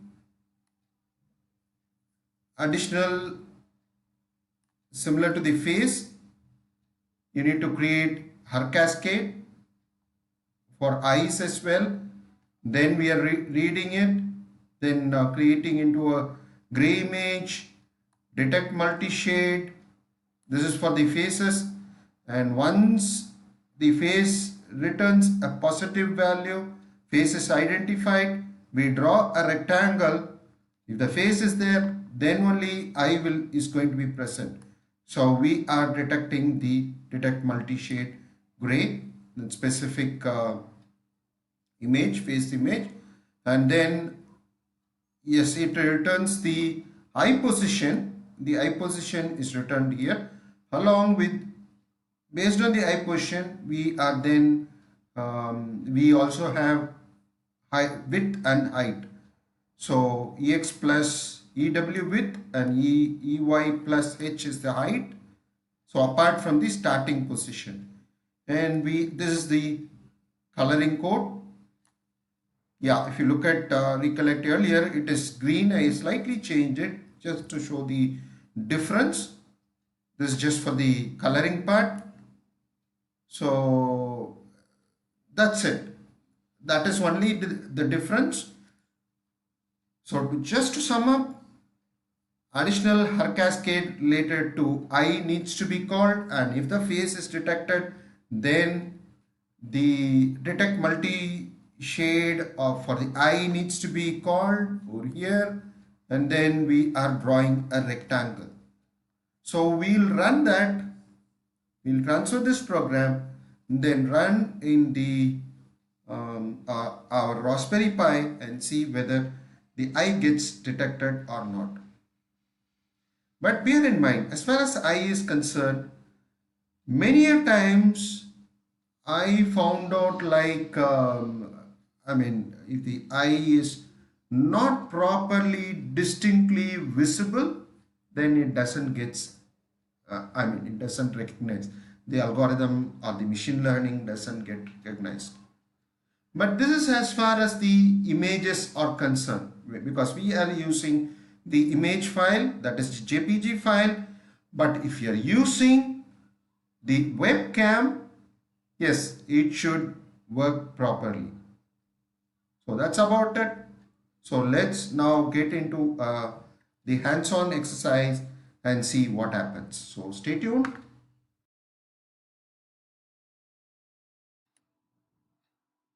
Welcome back. So I have the file transferred into the Raspberry Pi. Look at here, ls minus l face I star. This is the one. This is the file.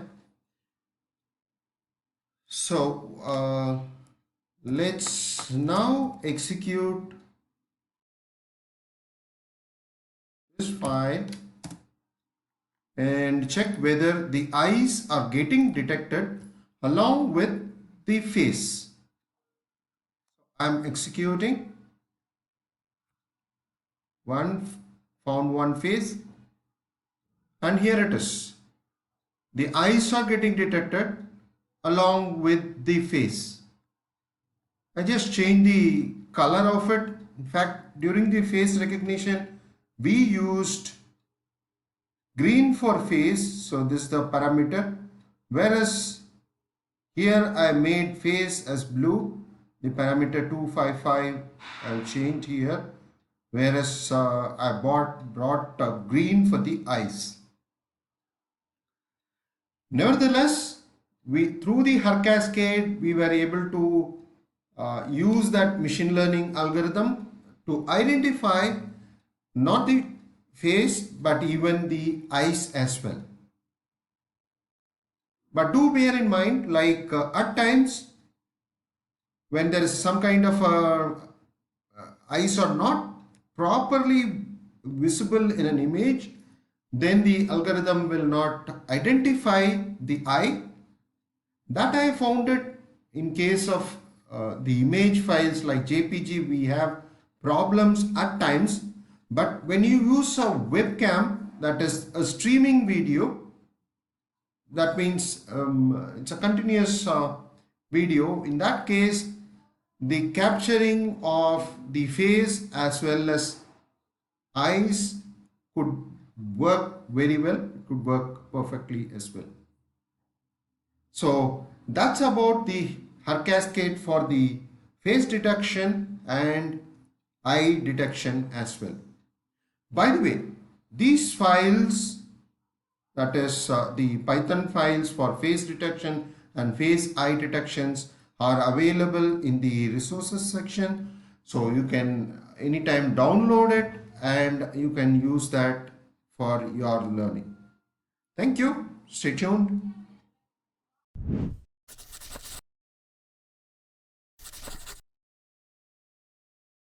Let us now look at the machine learning integration with IoT. Generally, with machine learning, once you have derived some useful, beneficial information through machine learning, it can go beyond just the decision making. You can use that decision derived can be used in Internet of Things, can be used to control a system, like it can switch on the HVAC, which is heating, ventilation, air conditioning.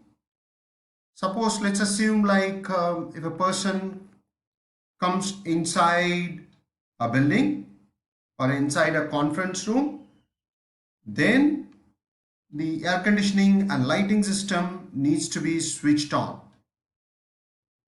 And this process can be, regularly checked, maybe once in 5 minutes. The machine learning, if there is a face identified or a full body is identified, then the air conditioning system and lighting system should be on. And if it's not present, it's not able to identify any faces, in that case, naturally the air conditioning system, lighting systems should be switched off. And similarly, can be used for the attendance system as well. If it recognizes a face, it needs to check, identify with the face already available in the database. If that matches, then yes, his presence can be accepted, and he had said to attended the office or the college or the school on that particular date. So it can be used in the attendance system as well. And then in auto traffic offenses, through the number plate identification, suppose if a vehicle doesn't stop on the red signal on a day, yes, it can be used the cameras, through the machine learning, can identify the number plate which is overshoot or rather ignored the red signals. So it can be used in traffic offenses, can be used in identification of a burglar. So this is all upcoming. Lot of research is going on this, and as we progress with the time, we will see more and more machine learning algorithms used in Internet of Things. One more component which is important apart from the machine learning algorithm and the IoT device is the use of sensors and actuators. This is very important as well. So one needs to have an understanding as what is a sensor and what is an actuator. So as we progress, we look at what is a definition of a sensor and an actuators in much more detail. So stay tuned. Thank you.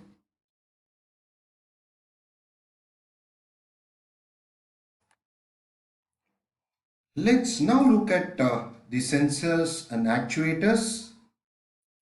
These are basically accessories in the IoT system.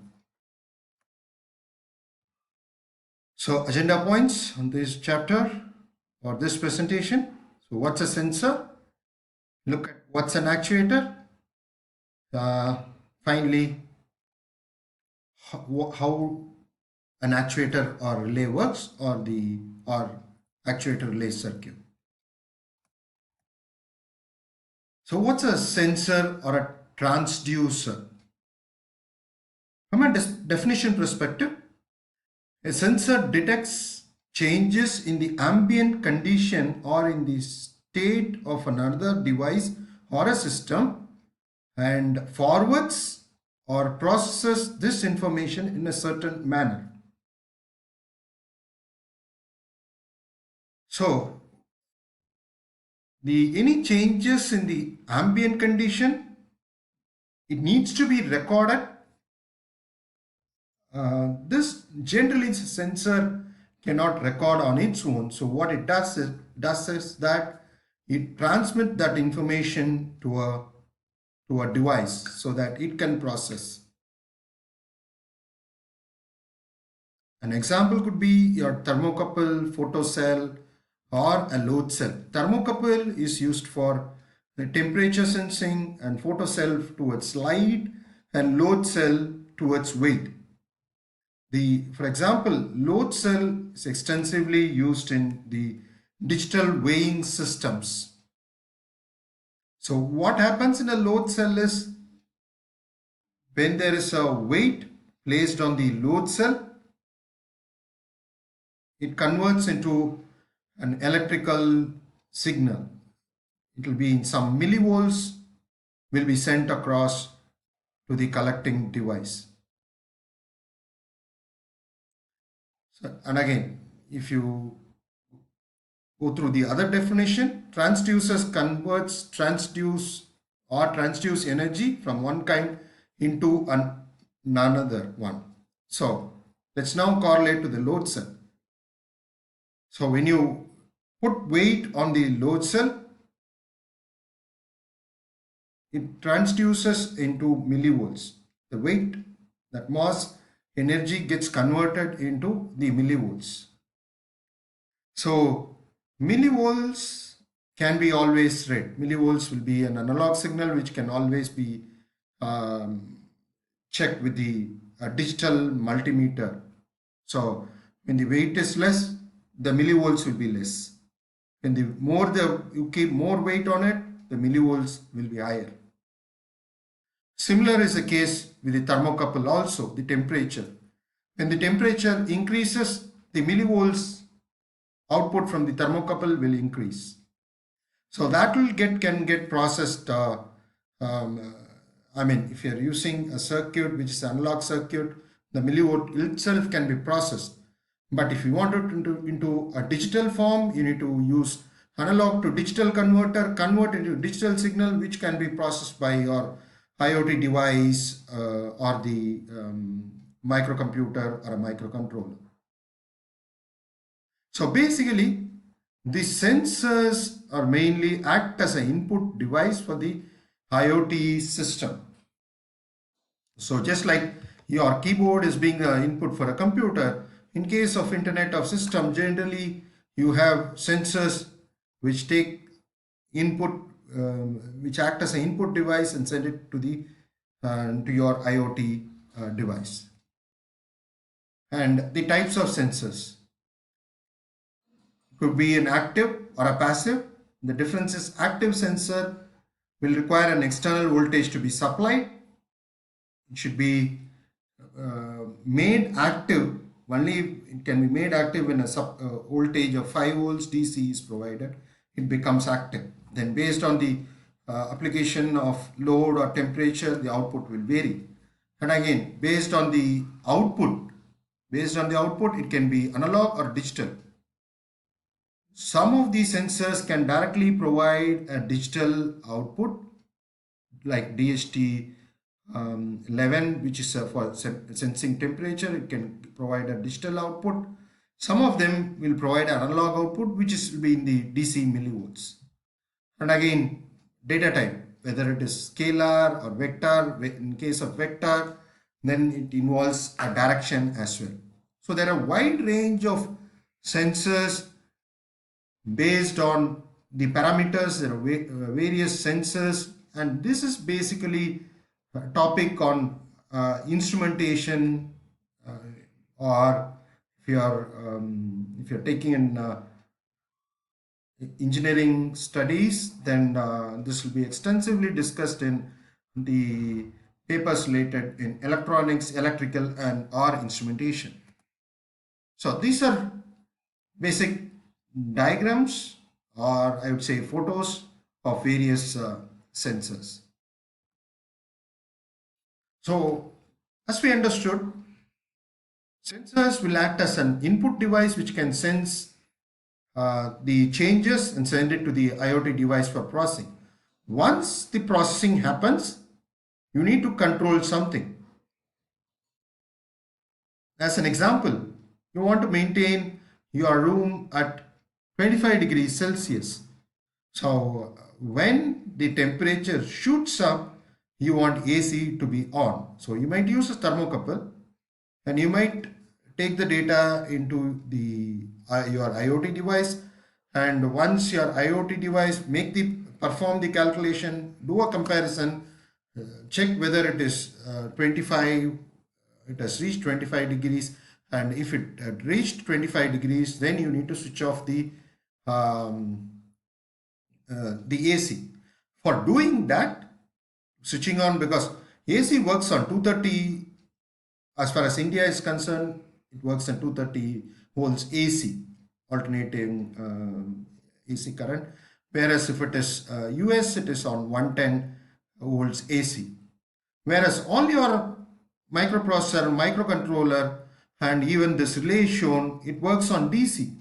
So what happens is, once you make a comparison in your programming, and if you want to switch on your aircon, then you need to send a signal to the port or your digital pins, make the digital pin go high, and that digital pin will be connected to a relay, and the relay output will be connected to the 230 volts output, which will control the device.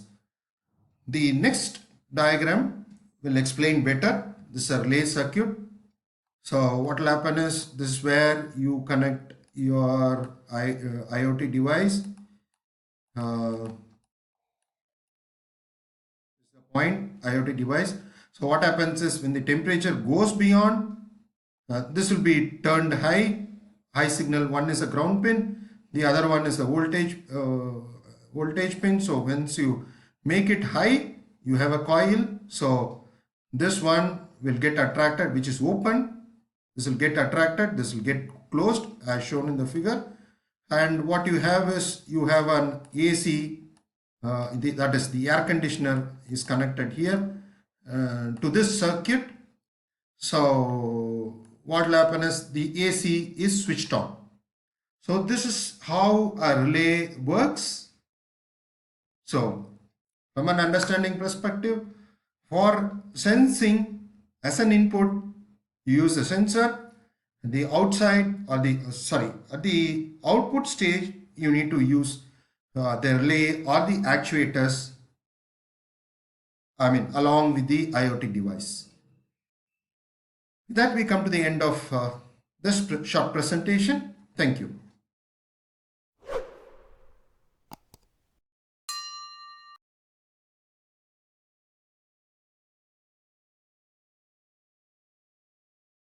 From an IoT perspective, let us look at how Raspberry Pi can be integrated.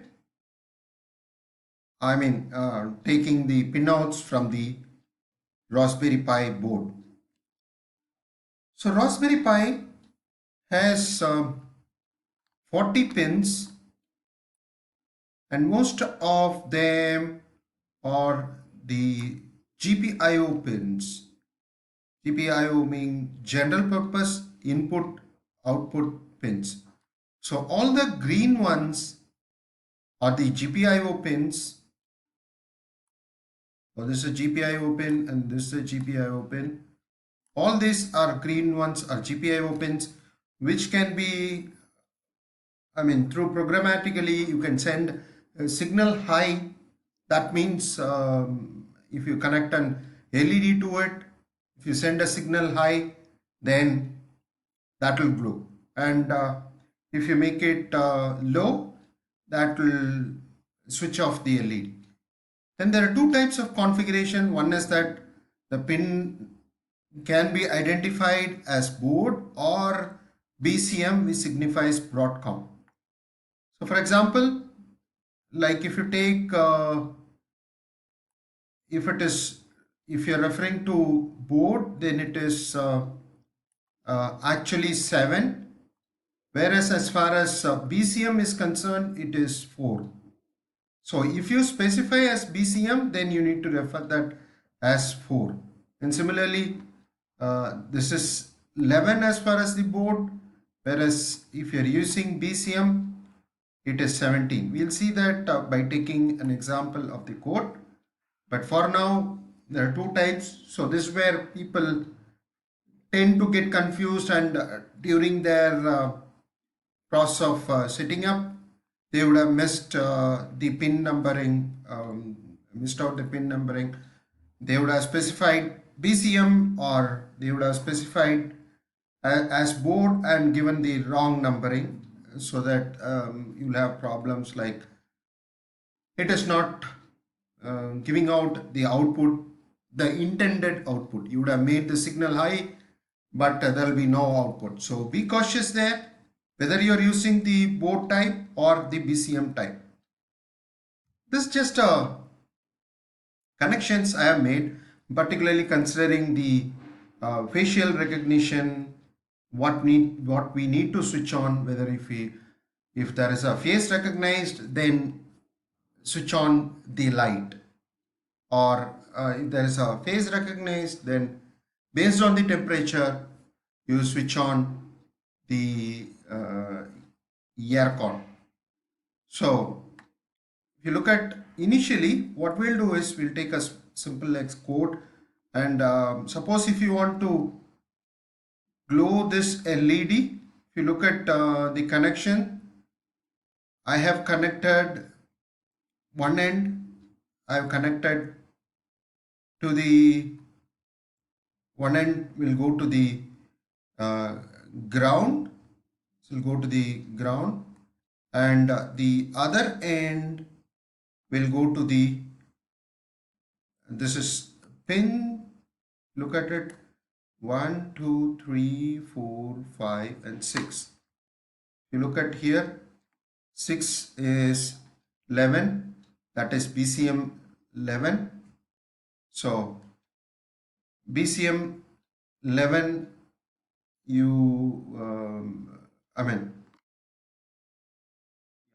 board 11 is BCM 17. That is the 6th pin I have connected. The point to note here is, in an LED, it will generally have two legs. One is called the anode, or the positive end. Positive end, that is the longer leg, will have a longer leg, will go to the signal, and the shorter one will go to the ground pin. This is, of course, the 5th pin is a ground pin. If you look at here, the 5th pin is a ground pin. So be sure of this connection. One is that ensure the anode It's connected to a 220 ohm resistance, and then it is connected to the GPIO pin 17 BCM, and then the ground pin to the cathode. So we'll now look at the code. So if you look at the code, it is pretty simple. I just wanted to turn on and turn off the LED with a delay of 1 second. So for that, I'm importing the corresponding GPIO library. Because of delay, I'm importing time and importing sleep, which will make the delays. And then I'm setting the GPIOs. Set mode as GPIO is BCM, or you can use the physical numbering as well. Here it is actually BCM pin numbering. So we use BCM pin numbering, it's not physical pin numbering. So pin 17 is output, that means you can send out high or low or true or false. True is again high, or low, which is false. So once BC is set to BCM, I'm setting 17 as GPIO out, and then what I'm doing is I'm setting to true, which means it will turn off the LED, sleep for 1 second, and GPIO 17 to false, which means the LED will switch off. So we will see that in the through a demonstration. We'll transfer the code into the Raspberry Pi and execute, because I already made the connection, and so we'll see that in the demonstration what happens. The point I wanted to convey is that we can use this code as use this code in the sense, if the phase is detected, then use this code part to switch on the lights. Similarly, if you may need to check the lighting condition. If it is dark, switch on the light, maybe check the temperature, and if the person's face is there, then switch on the aircon as well. So for now, just to start with, we'll see that this demo, and then we will modify the code, the face detection code, and incorporate this part alone, so that when a face is recognized, the LED glows. So that's how we are going to interface. So thank you, stay tuned.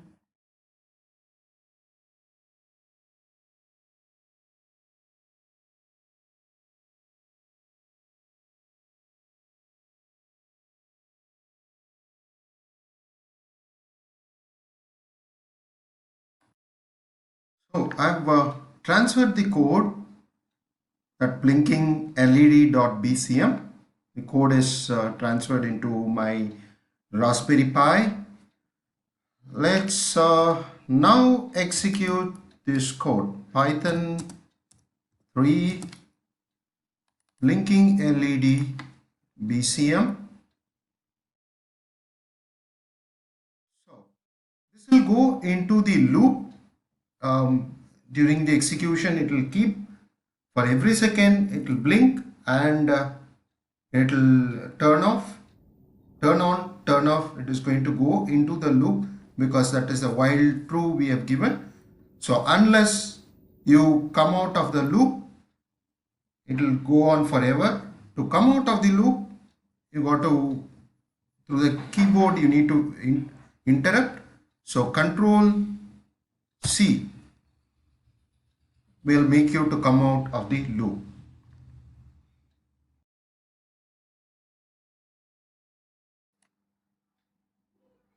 Let's now detect the face and then switch on the device. The device could be a lighting system, it could be the temperature system such as the air conditioner or heater. So you could do that. Earlier we used the OpenCV and used the machine learning technique to detect the phase in an image, and after that we also used an LED to switch on using the GPIO pin in the Raspberry Pi. Now what we need to do is we need to combine these two so that if the phase is detected, then the GPIO pin needs to go high. This is a common scenario in any of the business application. Let's take an example like in the conference room, a person is there in the conference room, then yes, the lights needs to switch on, and so is the cooling system if the temperature is beyond a certain limit, or a heater if it is so cool. So depending upon the person availability, then we need to switch on or switch off the lighting system and the temperature system instead of manually controlling it. In case of if you are going to manually control it, then a person goes out of the conference room, then he might forget to switch off the light or the temperature system. So this is when the machine learning can be used in an IoT application. So yes, that's what I said. If the phase is found, then we'll make the GPIO pin high. That means we can switch on the LED. Yeah, in case this could be a light. In a real life scenario, why we need to use a relay or the actuator connected to the GPIO pins on the input side, and power supply or 230 or 110 AC at the output end, and output end will also be connected to the lighting system or the temperature system like cooler or the heater. So let's now look at in the next presentation we look at the code, and we created a code unit. We'll transfer that code unit into the Raspberry Pi and see it's working. Thank you.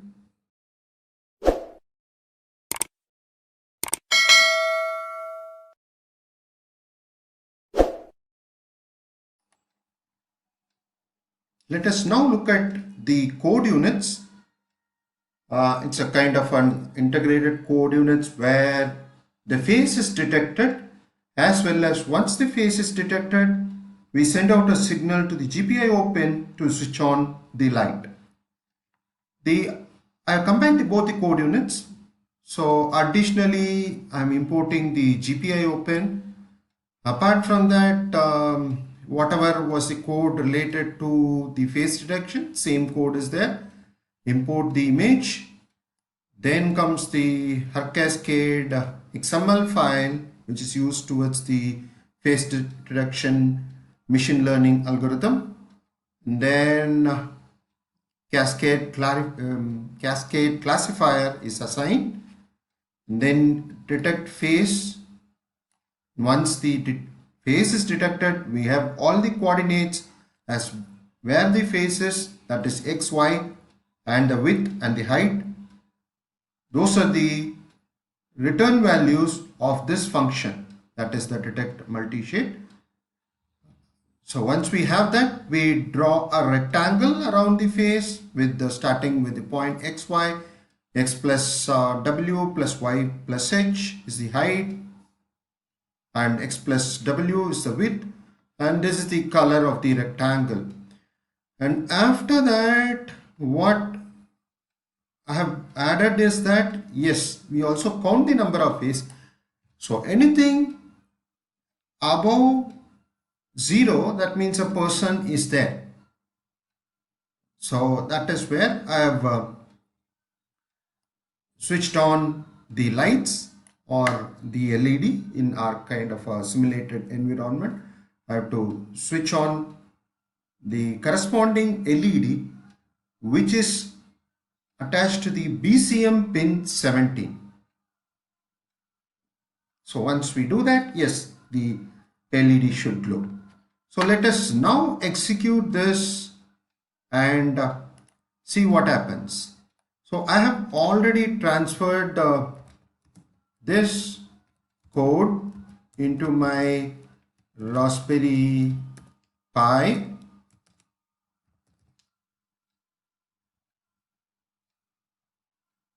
Okay, I missed out, that's fine.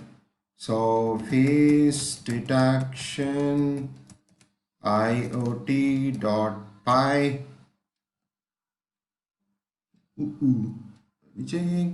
Detection spelling mistake is there. Can't I, and here it is. You have the file, or basically the same file. So now let's execute and see what happens. Check whether the LED, whether the face is detected first, and then if the face is detected, then the LED should also glow. So yes, I'm executing. One face detected, and there the LED glows. So we have successfully integrated the machine learning with an IoT application. In this case, yes, if it identifies the person, then it needs to switch on some devices, maybe the light or the temperature system like the air conditioner or heaters. So this is how machine learning can be used to integrate to the IoT system as well. Thank you.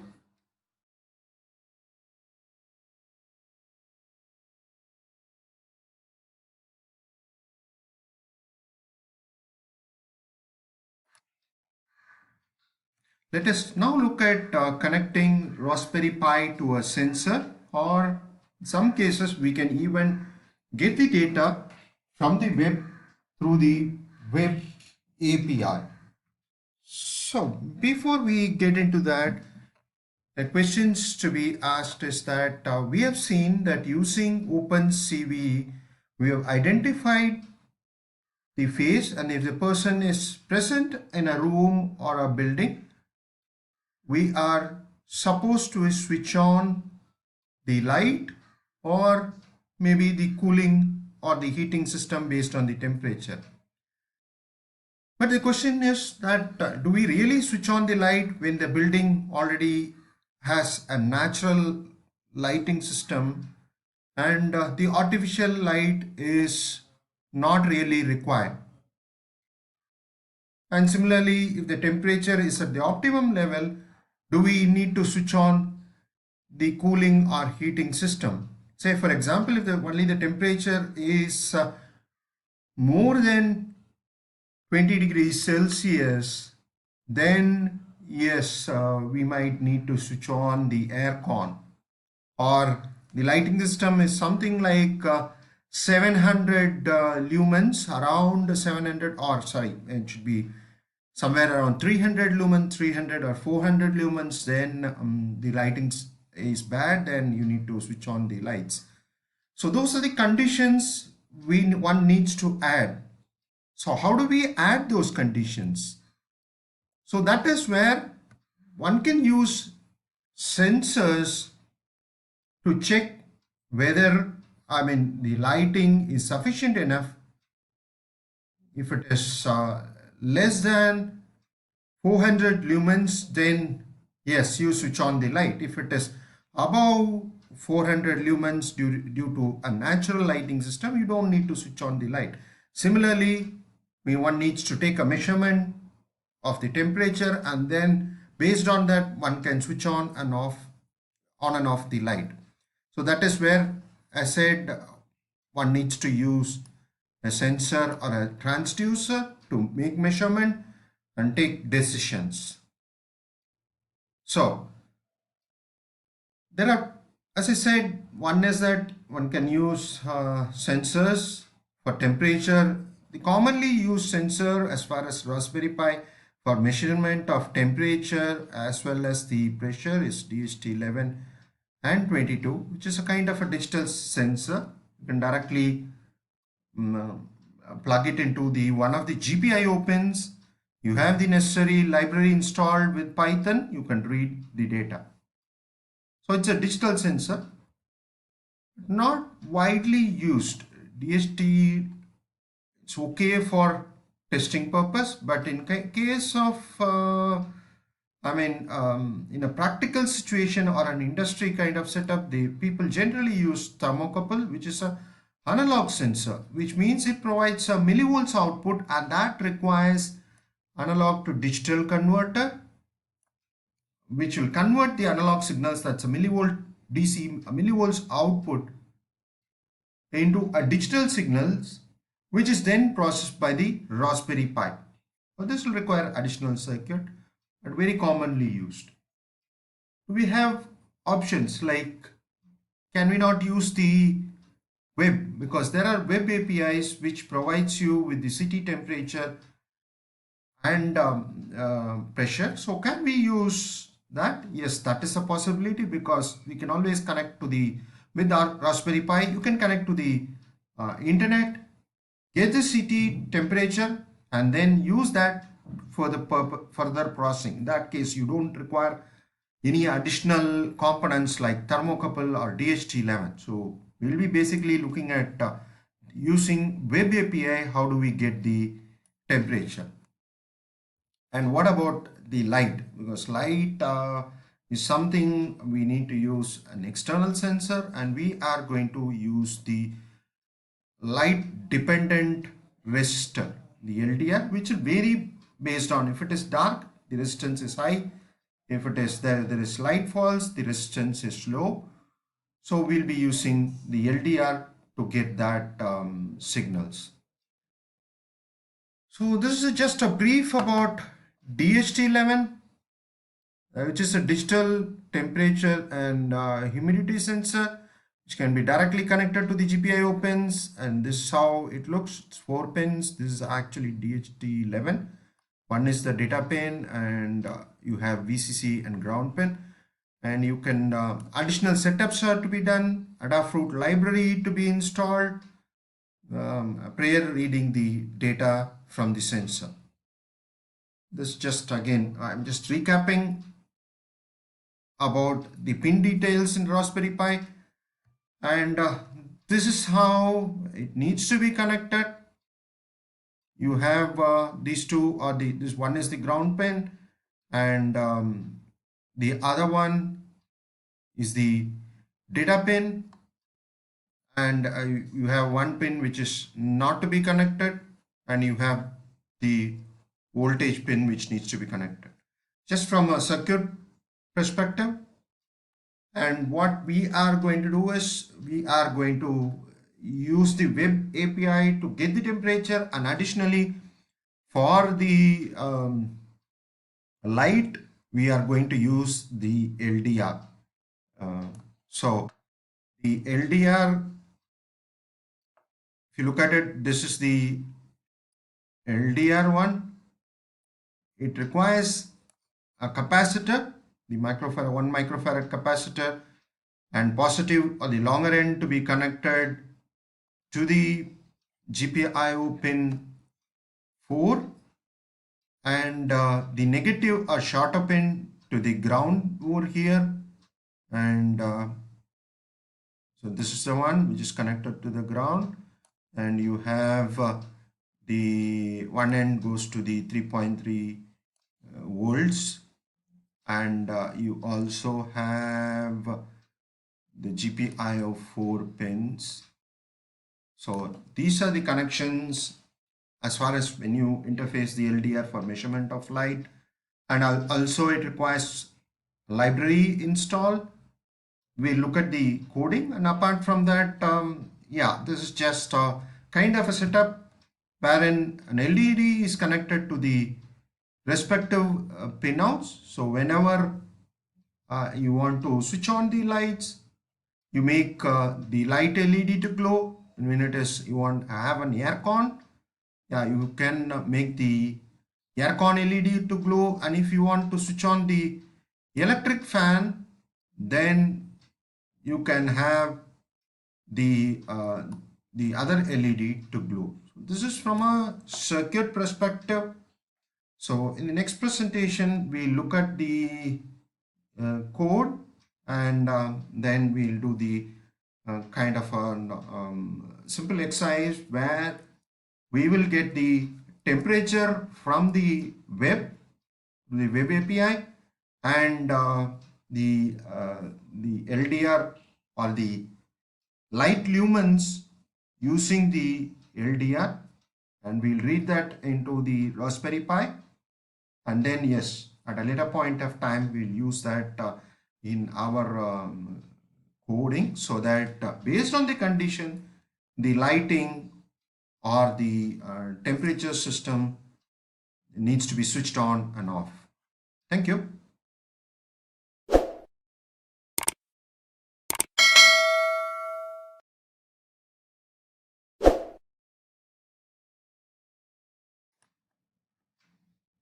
Okay, let us now look at the code units. I mean, to get the data from the web, the temperature data is from the web, and the light is from the LDR unit. So to get the data from the web as far as temperature is concerned, you need to have an account with openweathermap.r. You can create a free account. Once you get the free account, get into the API, and you need to generate an API key, something like that. You will get the default key, and once you have the key, yes, this is the you need to pass the API ID, the location, the Chennai location. I'm based out of Chennai, so I've given the Chennai location, and the metrics. If I wanted to have it in Celsius, then it needs to be in metrics. And once you pass this, the API or in HTTP in the browser, and then enter it, you will get the respective temperature for Chennai. This is the temperature. It's in degrees Celsius, that is 36 degree Celsius. You will get that, and then this is a kind of a JSON data, and in that JSON data you can strip off only the temperature part, get into the main and strip off or get only the temperature component alone. That we'll see that in the code unit once we get into the code unit. The other one is, as far as LDR is concerned, generally as far as Raspberry Pi is concerned, once you have the Raspbian OS installed, you should have the GPIO 0 already installed, but in case if it errors out, you need to do a pip install sudo pip3 install GPIO 0. That needs to be executed in the inside the Raspberry Pi in the command line interpreter. So we'll now get into the code units. So this is the code units. The first part, this part is for the temperature, and the bottom one is for the ambient light. So as far as the temperature is concerned, yeah, I get into the open weather org, and make a note. You need to provide the API ID of your account. Without that it will not work. So instead of this one, you need to substitute with your API key, and whatever is your location, that needs to be provided. Since I am based out of Chennai in India, I have provided the Chennai location, and metrics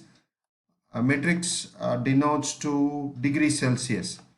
and I'm getting the data. It's a JSON data, and in that I want to strip out, as I said, I want to get or strip out only the temperature part in the main. So this will return the temperature. And then again, for this to work, you need to import the request. And since we are using the JSON, we need to import also the JSON part. And then as far as the LDR is concerned, I get into the loop and get the LDR value. The reason for getting into the loop is that I just want to approximate or make an average out of 10 readings with a delay of 0.5 seconds. I do a delay and average out 10 readings as far as the ambient light is concerned. This is that part.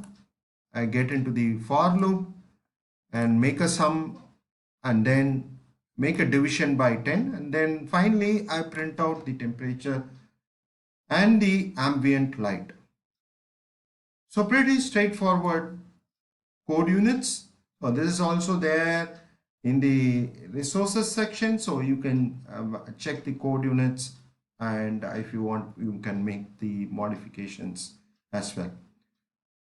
So now in the next presentation we'll see that we'll move the code into the Raspberry Pi and execute in Raspberry Pi and see what is the results we get in Raspberry Pi. Thank you.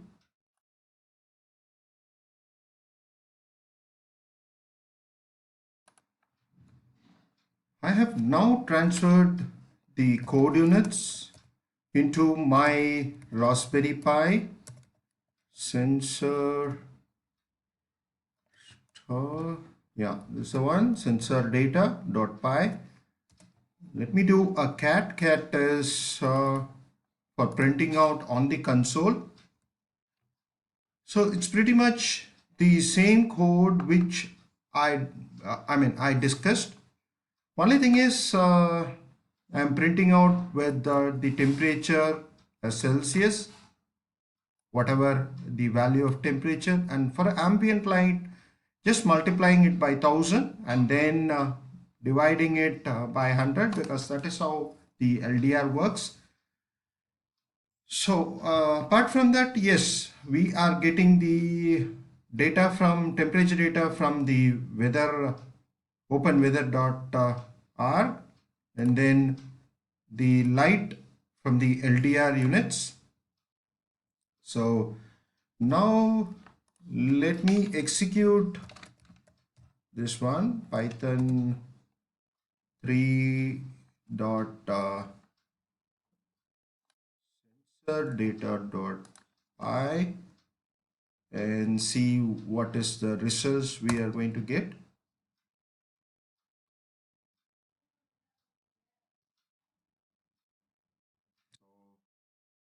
Because it gets into the web and gets the details, it takes time. So lumen is pretty less. In a room I don't have much light, so it is pretty less. So let me switch on the light and see what happens to the ambient light. Let me execute this.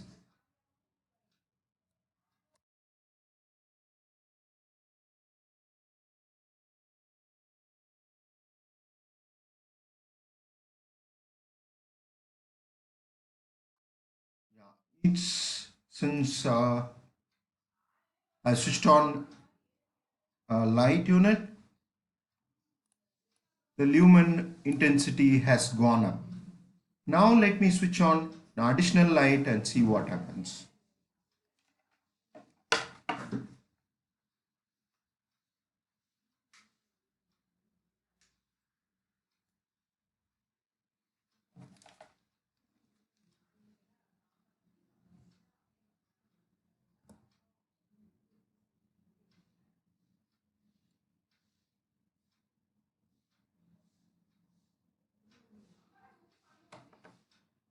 Okay, it has gone up. So when it is dark, it is very less. Light lumens is very less. So almost dark. You'll not be able to visualize or see anything when it is about 48 lumens. As it gets higher and higher, I mean, when you switch on the light, when you're in a normal room, it should be somewhere between 500 to 500 or 600 lumens. When in a daylight, it could vary depending upon the place. So if you want to switch on the light, once you switch on the light, it's about 600 or 700 lumens, and more lights are switched on, it increases. So based on that, maybe based on the condition, like if it is something like if you feel like 500 lumens is sufficient enough, then you don't switch on any of the lights. And if it is only less than 500 lumens, you switch on the lights. And similarly, when the temperature is something like 20 degrees or 25 degrees Celsius, you might not switch on the aircon. And once the temperature goes up, maybe about 26 or above, anything above, you can set a condition. If a person is there, if the temperature is above 25 degrees, then switch on the aircon. And similarly, if a person is there and if the lumens is less than 500 lumens, then you switch on the light. So these are the conditions you can provide based on the sensor data, so that the lighting and the temperature system can be switched on and off. So this is how you can integrate the sensor along with your machine learning. That is after you get the once the image is recognized, then you can use the sensor data as well for your computation. So thank you. We will, as we progress, we'll see how we can integrate this into the OpenCV as well. That is for the switching on and the lighting system and the temperature system as well. Thank you.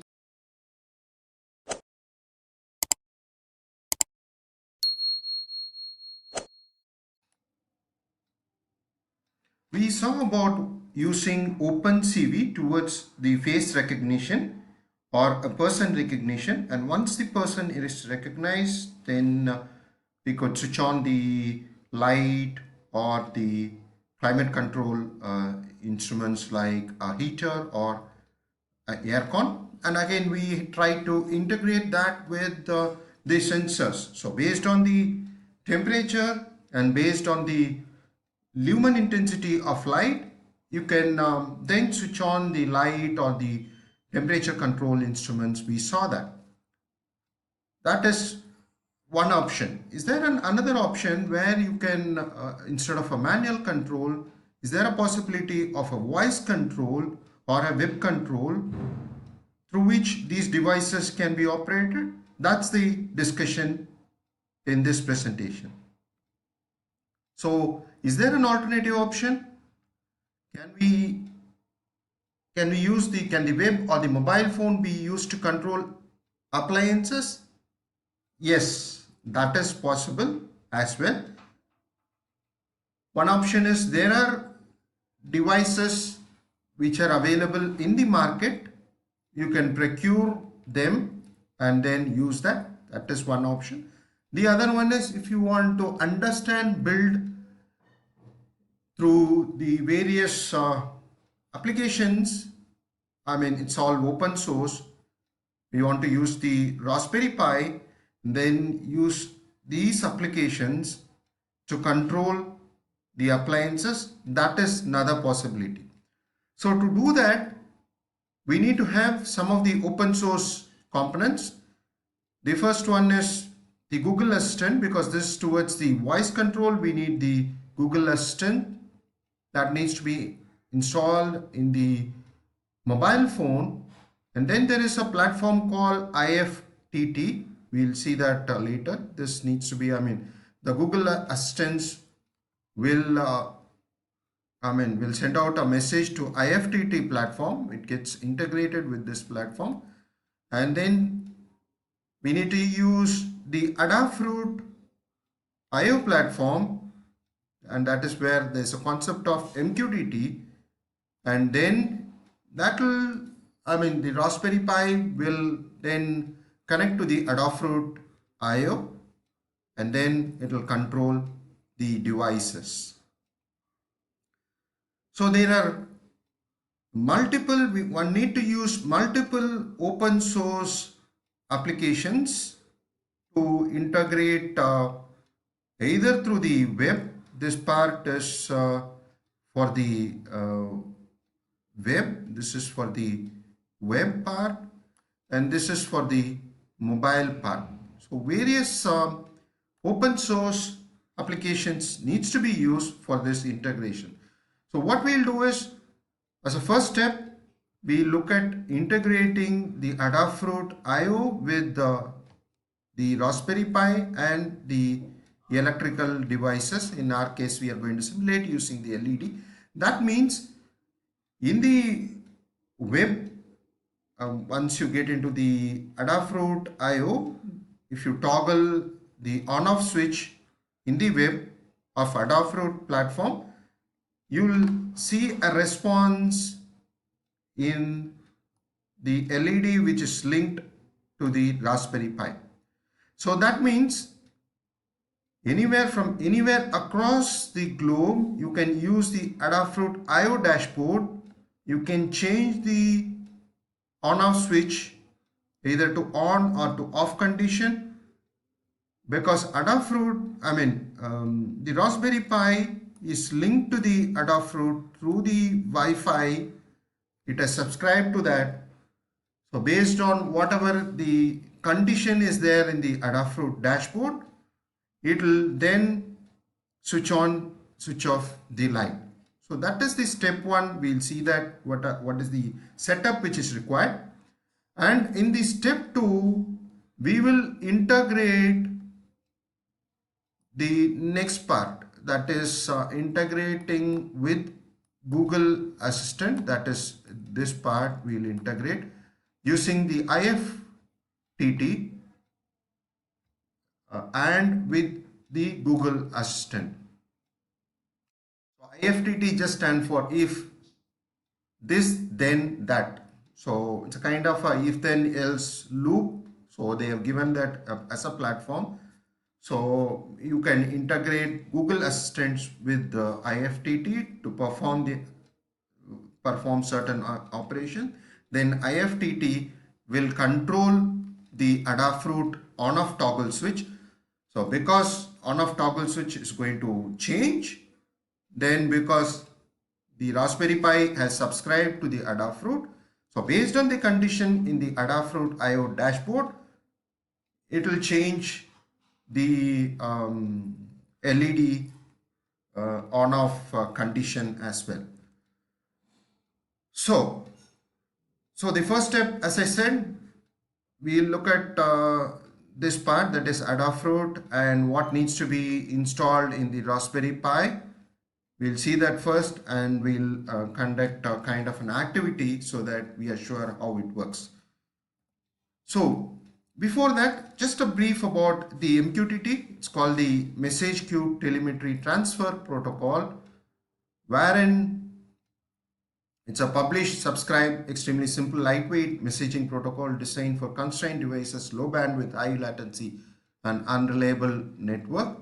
So this is a protocol which is going to be used because Adafruit uses this protocol, and from Raspberry Pi we'll have a program which will subscribe to this protocol which is there in the Adafruit. So based on the condition, it is going to change the conditions, to switch on or switch off the light. So it's something similar to the get post command. In case if you have worked on the REST API, then it is something similar to the get or post. That is, either the sensors can publish or subscribe to the topic. You'll have a topic. One needs to subscribe to that topic. So once you subscribe to the topic, then if it says on, then LED will be switched on. If the topic says off, then it will be switched off. So it's a kind of a broker and a client. So there will be one broker, but multiple clients can operate on a single broker. So this is how it will be. You have publishers, which will be central, sensors control unit. Subscribers can be an application, a controller, and brokers, which act as an intermediary between the publishers and the subscribers. So let's look at the steps involved here. You need to have an account with the Adafruit, io.adafruit.com. There is paid version, but you can use it as a free version towards learning. So prefer to use Gmail account. The reason is we are going to use the Google Assistant at a later stage, so it is better to use a Gmail account so that we don't have trouble at a later point having issues in the interface. So create an account. That is step one, and you need to get into the dashboard. Get into the dashboard and create a new blog. We'll see that all this. We'll see that in a quick demonstration, kind of a setup. And then you need to look at the Adafruit IO key. This is important, and this needs to be provided in the code units of Raspberry Pi. Then only there will be a kind of a handshake between the Adafruit IO dashboard and the Raspberry Pi code units. So once you create the account, these steps needs to be carried out, and once this is done, you need to have an install of the Adafruit library into the Raspberry Pi. So you got to run this code, sudo pip3 install Adafruit IO, and post that you can test out whether it is installed properly or not.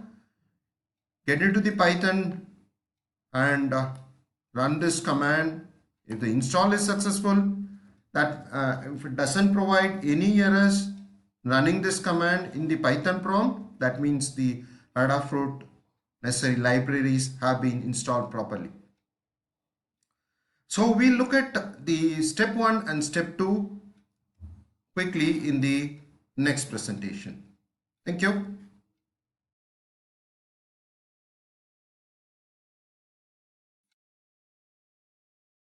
Let me now provide you with a quick overview about setting the Adafruit IO dashboard. So I have logged into the dashboard of io.adafruit.com. Once you log in, get into the dashboard, you will see this. So welcome dashboard. Click on that. Here I have already created the corresponding widget item. One is the on-off button, the other one is slider. For our exercise, it is the on-off button we need to use, which is called as a toggle switch. So to create, since I've created, in your case, you need to create that. So to do that, get into the create new block. So that is where you need to go and select whatever. See, in our case, we need to create the toggle one. So click on toggle, and this is where you need to provide the feed name. And please do remember, this is the feed name, or can be called as a topic as far as MQTT is concerned. This feed name you need to refer in the actual program unit. So just giving for an example purpose, I say on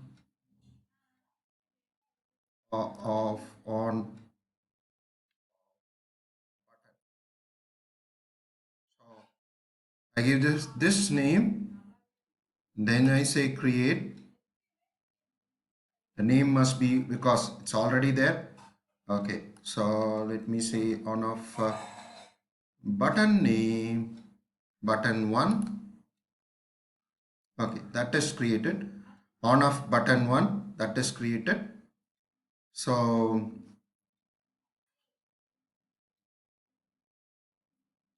select on of button 1 is what we have created. Next step. So if you want to give a button title, yeah, this is where you need to give this optional. You want, you can give the same name as the feed name. That doesn't really make sense. So whatever name you can provide. So button on the text, whatever you want here, maybe you need to have the same one as button on the text and off the text as the same. And then oops, think it is gone. So let's do that again. On off button. Next step, go here, say 1, create the block. So here you have, so whatever the one is the whatever the name feed you have given, the same one you need to provide. So now, for now, you can, if you don't want, yes, go to here, and you can also delete the block if you don't want, because already we have created. So we'll use the same one, and yeah, you can save it if you want. Yeah, I'll save it. So pretty simple, just a few minutes of effort, it should be done. And one more point you need to really remember is that if you go here, view AIO key, this is the AIO key which will have the name as well as the key. There are two components in that. Once you click, so that needs to be captured and that needs to be referred in the program units. So this first step is done, because if we go to the dashboard, we have created the key. And so make a note of the feed name, that is 1. In our case, it is on off button, and also the Adafruit IO key. You'll have a username for that. You have a big hexadecimal value for that. That needs to be used in the program. So Adafruit, once Adafruit is set up, the step 2 is to install the Adafruit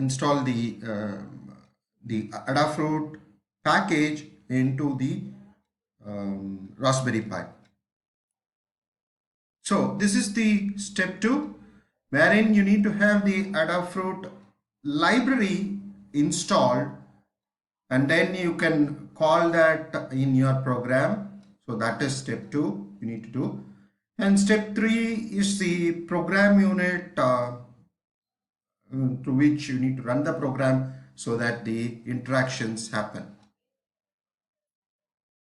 So this is a simple program. I have this program in the resources section as well, so you can particularly change this one. This is very important.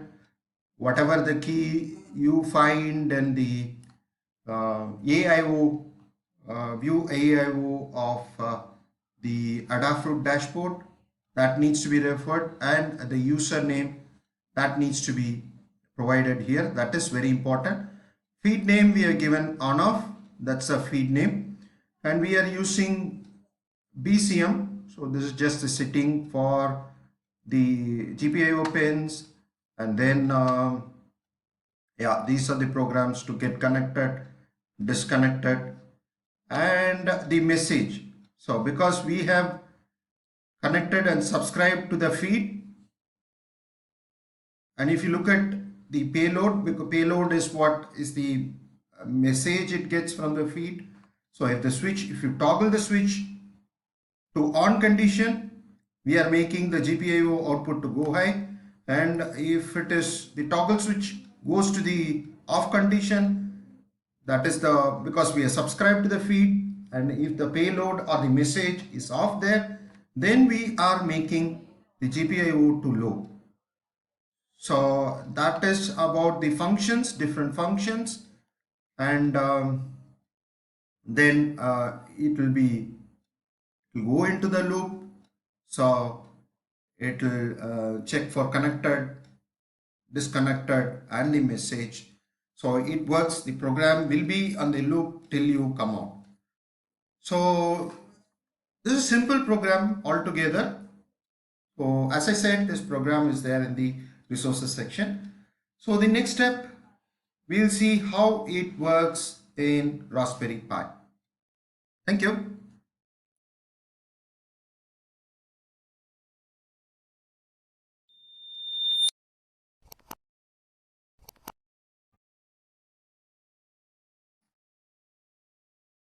So I have transferred the program into the Raspberry Pi.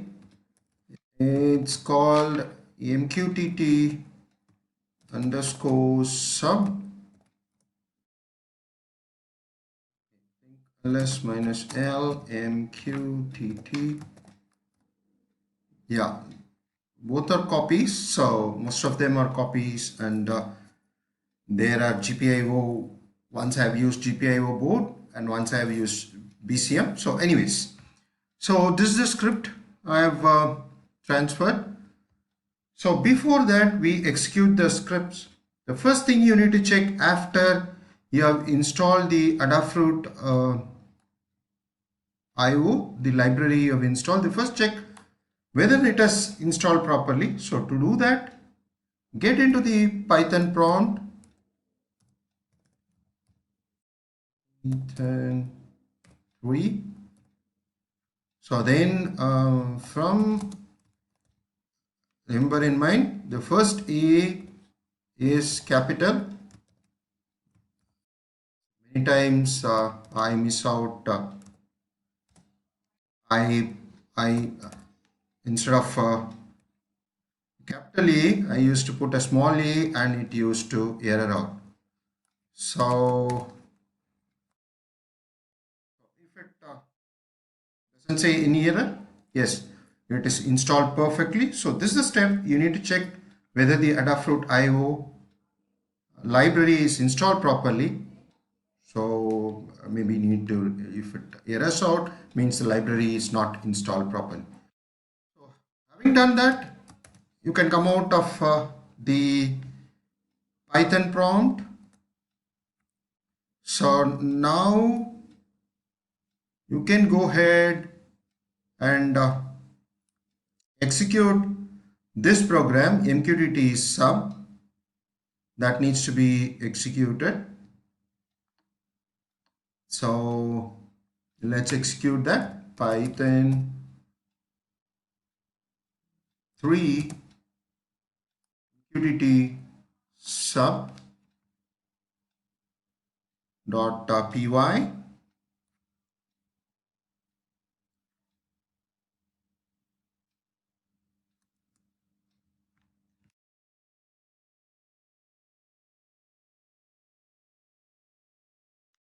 Is fine. So this needs to be there, connected to Adafruit IO, listening to on off button changes. So this is the one it needs to display. That means it is listening to changes. So now we'll go to the web and toggle the switch and check whether you get the response. So let's toggle now. New value on has come and you have the LED on. Now if you make it to off, LED should switch off and you should see the feed on off button receive new value should get into the off position. Let's see that. There the LED has been switched off and you will see the feed is also off. So this is just a printing. We are making a print statement there. So that is where it gets switched off. Whereas if you look at the LED, it is in the off condition. So that way we are through the web, we are able to control the LED. So though in this case, I've used my Raspberry Pi and the connected LED in the same room as my dashboard, but you can use this in anywhere. You can be in some other different place and then connect it to the io.adafruit.com. You can toggle the on off button through the dashboard. Because the Raspberry Pi program is connected to the dashboard and it is listening to the feed, as mentioned here, it's listening to the on off button changes. It will act according to the feed information. If the feed information is on, the LED will get on. If it is gets to the off position, it will switch off. So that's how it works. So we'll progress further and we'll see how to, instead of doing this, we'll then extend it, how to use IFTTT and the Google Assistant, so that whether the on off can be through the, instead of web, through the, whether this can be through the voice also. So we'll see that as we progress. Thank you.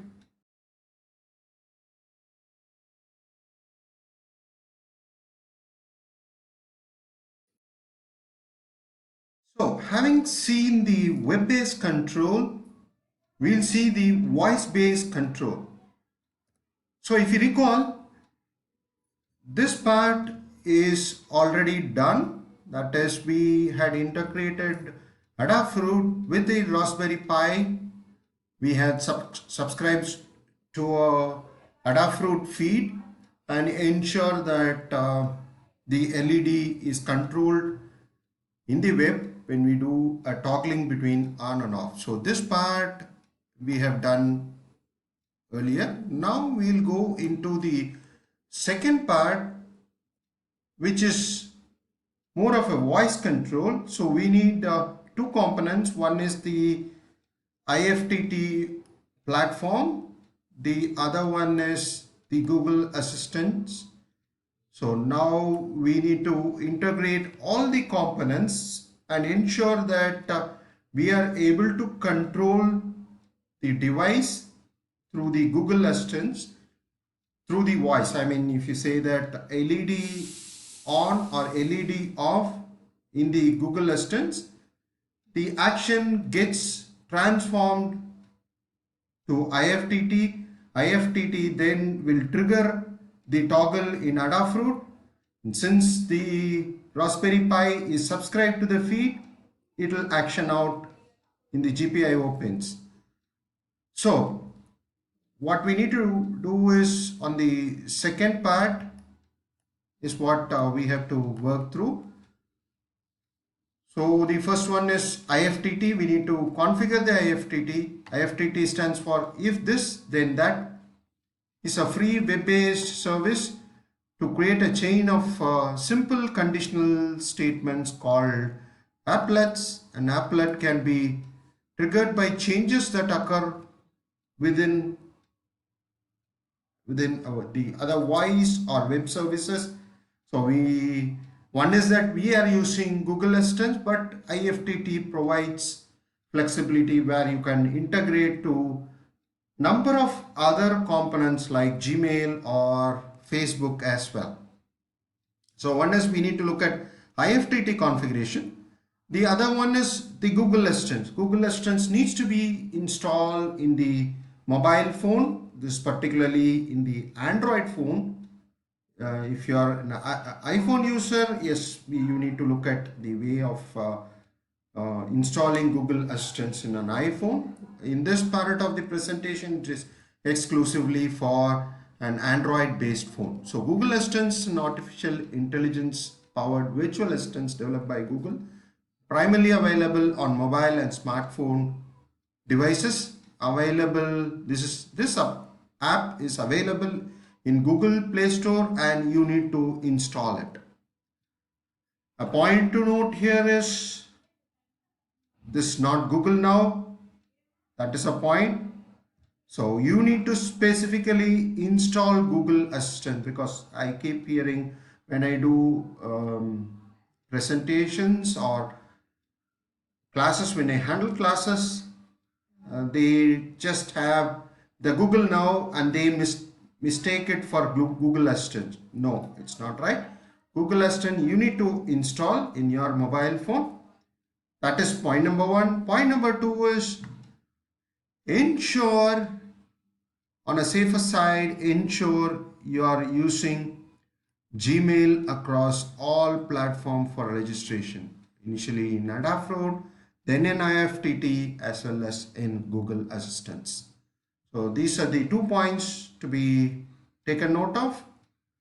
So we'll now get into the next presentation. We'll get into the IFTTT configuration and then the Google Assistants as well. Thank you.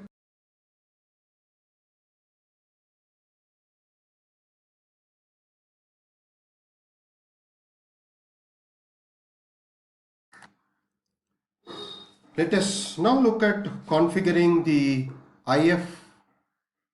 IFTTT. So what does IFTTT triple T's stand for? It's better we look at if this, we need to have some function, this, then that. So that is the IFTTT stand for. So you need to have the applets created. I have already created 2 applets. One is for lights off, the other one is for the lights on. Then send data to the on-off feed. The on-off feed, this is what, if you recollect, that is our Adafruit application where we have the feed. So what is that we are going to do? So let's click on that applet and see. If I say lights on, then send the data to the on-off feed by Guharajan and on. And let's edit it further and just check. This is what, if you say lights on, then send data to on-off feed. What do you want to say, lights on or LED on, whichever I say, it should interpret. And the assistant should say, okay, lights on, and send data to Adafruit. The feed name is on-off button. So the first time, as a matter of fact, when you first time, once you choose Adafruit, you need to log in. The IFTTT itself will ask you to log in from IFTTT into Adafruit. Then only the feed names will become visible. All this, because now I have already logged in. All these photo cell, slider, the on-off button too, all are visible because it interacts with Adafruit. And data to save on. So lights on, which means we are sending on to the MQTT. And similarly, let's look at the other applet and see if it is again lights off. What we'll have is it will have the, once it is switch off, it will send off. It will be sending the data to save is off. So basically the IoT device will look for this data, whether it is on or off for that data feed. The data feed here is on-off button. So the on-off, for the on-off button, whether the data is on or off, and based on that, it will change the condition. So that's as far as the IFTTT applet is concerned. To do that, yeah, new applet you need to create in your case, and then if this, in this, it will be Google Assistant needs to be chosen. Yeah, Google Assistant need to be chosen, and say a simple phrase, whatever is the phrase, and I'm just giving follow just for an example, just to show you. This is optional. I leave the optional. Okay, I'll say and create a trigger. this is trigger is created, and then this one is what we need to have Adafruit. Once you say Adafruit, then you need to choose the action accordingly. You need to create that the logins necessary, but here since it is there, it is the feed name. I have logged in, so otherwise you need to log into your account to give the feed name, and they create the what the data to save, create the action. Now I hope the IFTTT part is clear also. And then you need to have a Google Assistant involved. It is not Google now. Google Assistant app need to be installed in your mobile phone, through which you need to talk so that the actions are completed. Thank you.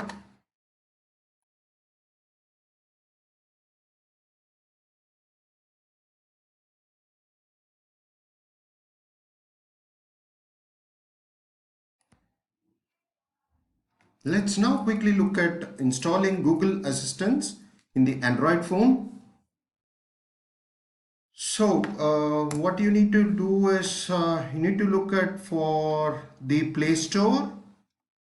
So once you click on that, you got to search for Google Assistants or Google Assistant to be precise. In my case, I have already installed Google Assistants, so it doesn't say install. So it only gives me an option of uninstall.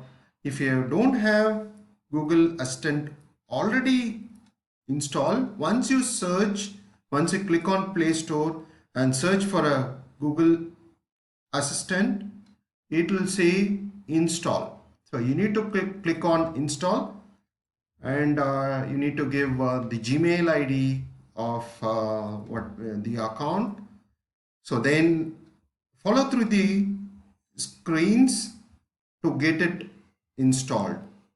So once you have installed, you will have an icon, something similar to this assistant. You will have the name tag as assistants. So you need to click on that. So once you click on that, this what is the message or the screen opens up. So then if you talk, if you speak or if you give your voice, then the Google Assistant will respond. So whatever you have configured on the IFTT, and if it finds a suitable message in the IFTT, then it will respond. Otherwise, if there is no suitable message, yeah, it will take you somewhere. So you need to be cautious there as well, just to ensure your voice is transferred into a text which is similar to what is configured in IFTT. This is also very important. So next part, we'll see the demonstration. So stay tuned. Thank you.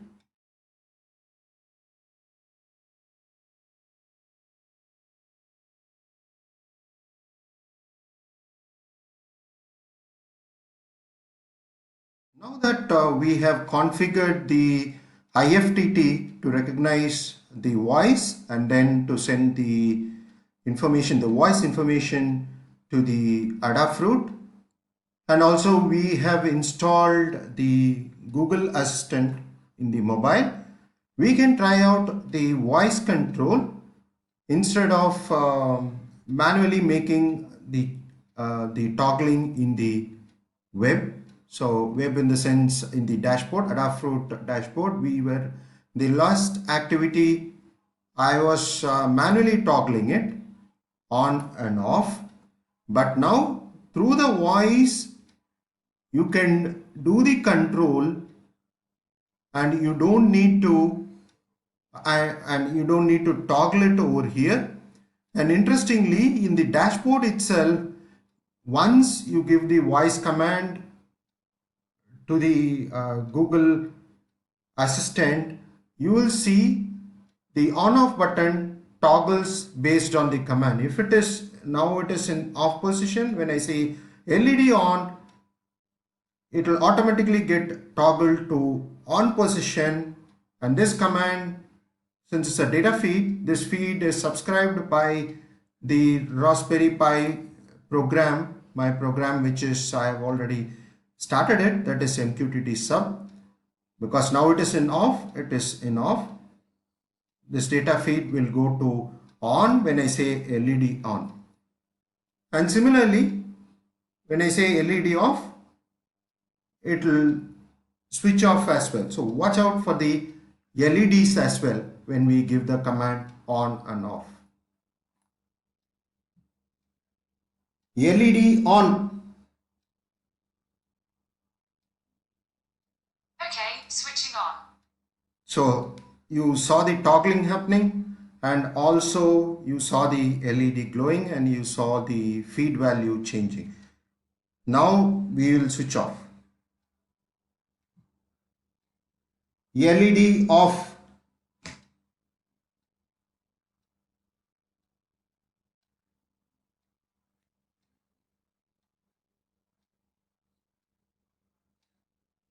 Okay, switching off.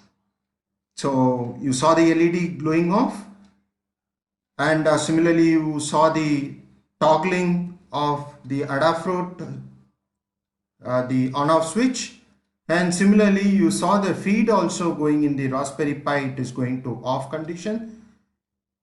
So we have successfully integrated the Google Assistant, and then we have the IFTTT at the background, which then sends out the, or which triggers the Adafruit IO. And because the data feed is subscribed by the program, that is the MQTT sub program, you also naturally, based on off condition, the program then gets into the conditional statement and then makes the GPIO pin go high or low, and thereby the LED as well.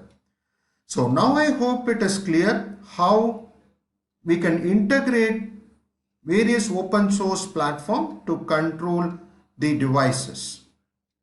Thank you.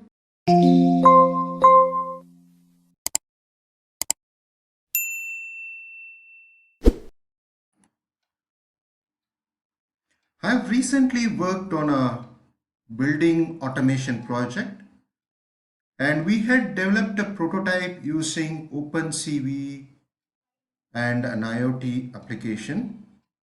So let me briefly go through this, and post that I'll just show you the prototype which we have developed.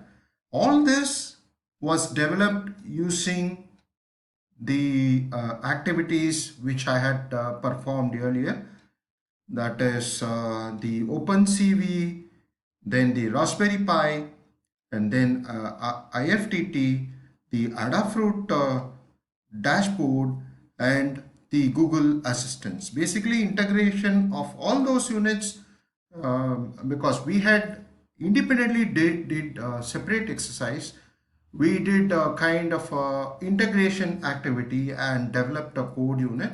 So just the prototype we will demonstrate after this presentation, just to show that how the IoT with OpenCV is getting evolved, and it can be used in the commercial application as we progress with time.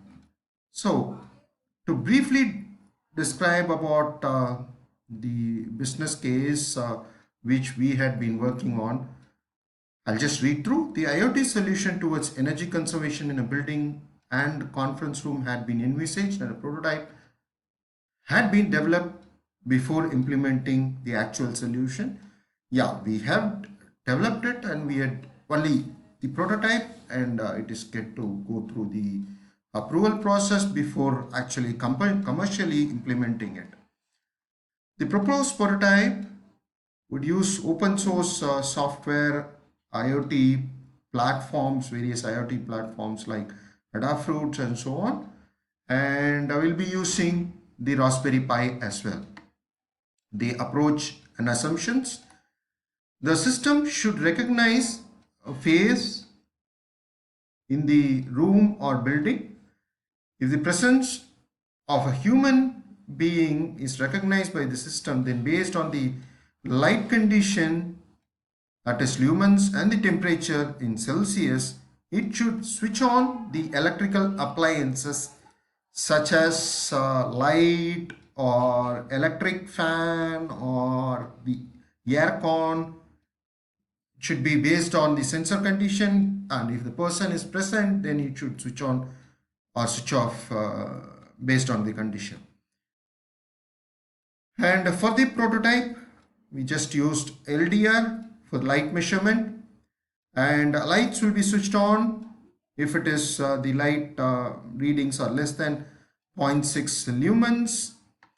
And for temperature, yes, we had given an option of using the open weather, but we might use some other transducers like thermocouple. Then in that case, yeah, you need to have the analog to digital signal converter as well. But this is just to enforce the condition. We are using the open weather arc for checking whether it is working correctly or not. So if the temperature is more than 25 degrees and up to 35 degrees, we'll be switching on it should automatically switch on electric fan. And if the temperature is more than 35 degrees, then aircon only be switched on. I mean, electrical fan will be switched off as well. So whenever it is more than 35. So all this needs to be performed automatically without any manual intervention of switching on or switching off.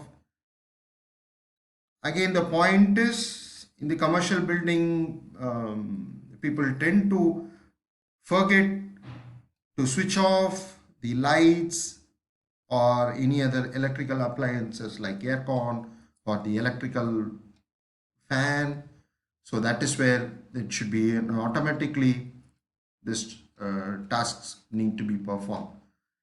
And again, as a backup approach, it was decided person Android phone to be configured with the Google Assistant, so that it can be controlled, switching on and off can be controlled through the Android phone using the Google Assistants.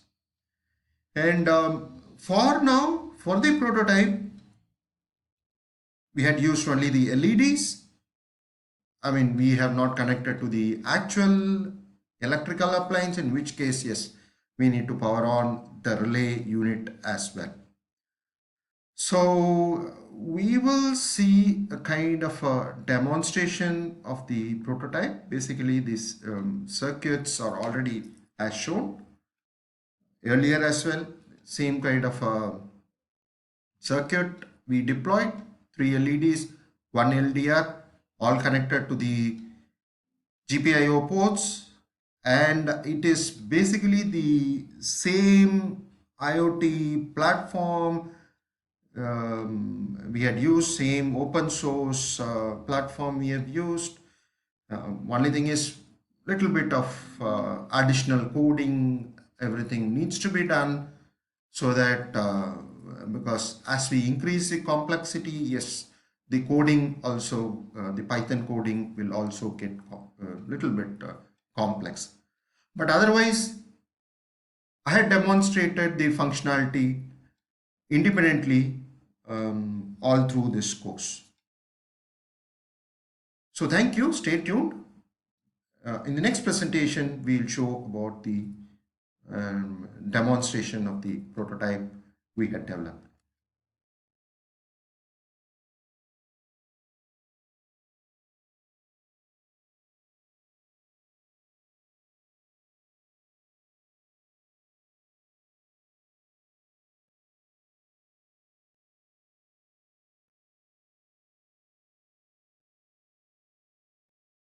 Voice control.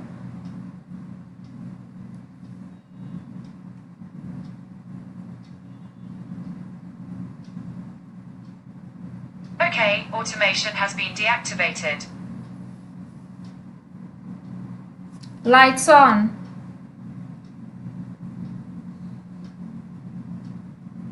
Okay, switching on the lights.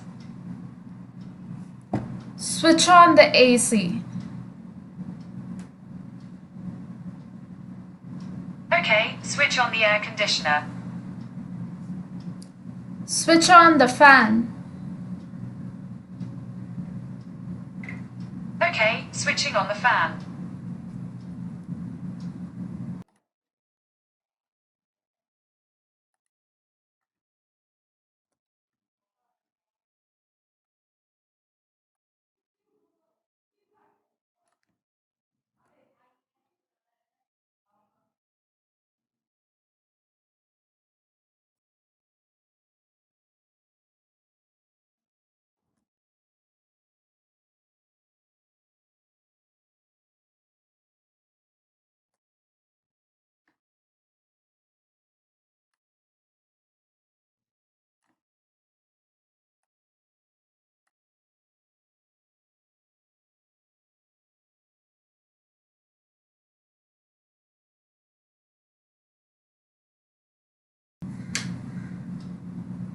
Control automatically.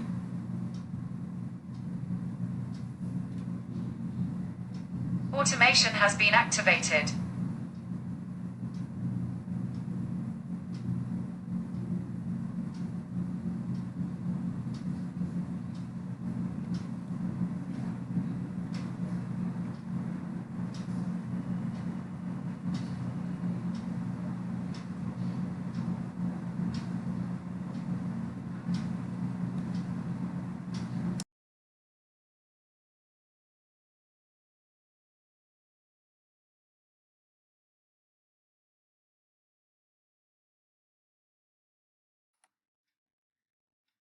Let us now look at the face identification process. So far we have seen like if a person is there, if his face is identified, then we perform some operations for building automation using IoT. But now what we'll do is like we know the person is there. We have seen, yes, the person is there because we identified the face. I mean, then who is that person? Whether it is Mr. X or Mr. Y, whether that is possible, that is the process of identification. So that we'll see through this presentation. So this is of course supervised learning, and earlier during my discussion about supervised learning, I had shown this image. That is, initially you need to have labeled data, kind of an identified data. This process can be used to identify a person. A person maybe has certain features, then that features could represent a particular person. Maybe a long nose, small eyes, and a wide mouth can be a characteristic of a person Y, whereas person Z can have different features, and even the long eyes or nose, there could be a variations. So all these variations, we need to use the computer algorithm to create a model. So once you have created a model out of it, then you can provide the inputs to the model and you will get an output predicting whether the person is Y or whether he is Z. So we will see that with an example. So the process involved in the supervised learning is that the first step is identify it's a face. This we have seen all along, the face identification process, how to identify the face. And then when you want to identify whether it is person X or person Y, Then initially it needs to be trained. You need to build a model and the model need to be trained. So initially you need to identify all the faces by yourself, whether it is X or Y. You provide some maybe 20 samples or 30 samples or 50 samples of that particular person's face. You train the model saying it is Mr. X and give a sample of about 10, 20, 30, 40 samples of person Y and train the model, saying that it is person Y, and post that you use that model to predict whether it is X or Y. You need to train the model based on the label face and then utilize the model to predict whose face is that. So what I have done is I have classified for easy understanding. I have classified into 3 different programs. And what we are going to do is we are going to manually give them images instead of doing them through camera. One is that you don't need to, at least you don't have an additional hardware of wiring a hardware to it. We don't do that. Instead, we'll provide with the images so that the process is much more easier to understand. So initially we'll use this program face create gray. This is the gray shades creation. We'll be using the Haarcascade frontal face default, which I have been using all along. So from a definition perspective, Haarcascade is basically a classifier which is used to detect a particular object from the source. And this one, frontal face default XML, is used to detect the frontal face or the front portion of the face. And to train the model, you need to provide with multiple images of a face of the same first person with his eyes, nose and mouth clearly visible. The face features, the eyes, nose and mouth portion is considered to be very critical. So you need to provide multiple images of the same person with clear visibility of these features. In my example, I have just taken about 10 faces. That's a basic minimum of 10 different images of that particular person and create the gray shades of that person's face. So that is the first process. The computer program of face create gray.py does that. That is, which is the creation of the gray images. So create programs in such a way that you are able to identify them easily post running through the classifier program. One point to note is that I've just used 10 images, but more the number of picture, higher can be the accuracy of the predictions. So that is where camera is much more helpful. So you can create maybe 100 different images of a person, but instead of that we are giving images through a static pictures. So the first program creates the gray shading of a particular person, and the next one is you need to programmatically or manually label them by this one, something like user 1.x through 1.10 for a first person and user 2.1 to 2.10 for the second person. You can programmatically do it or manually do it. In my case, I'm doing it manually. And then what needs to happen is you need to train the model. For that, we'll be using this program called the facetrainer.py. And then there is also this program face recognizer hyphen create, which creates a specific model based on the label data. In our case, we'll use 2% based on this label data, that is user 1.x and user 2.x.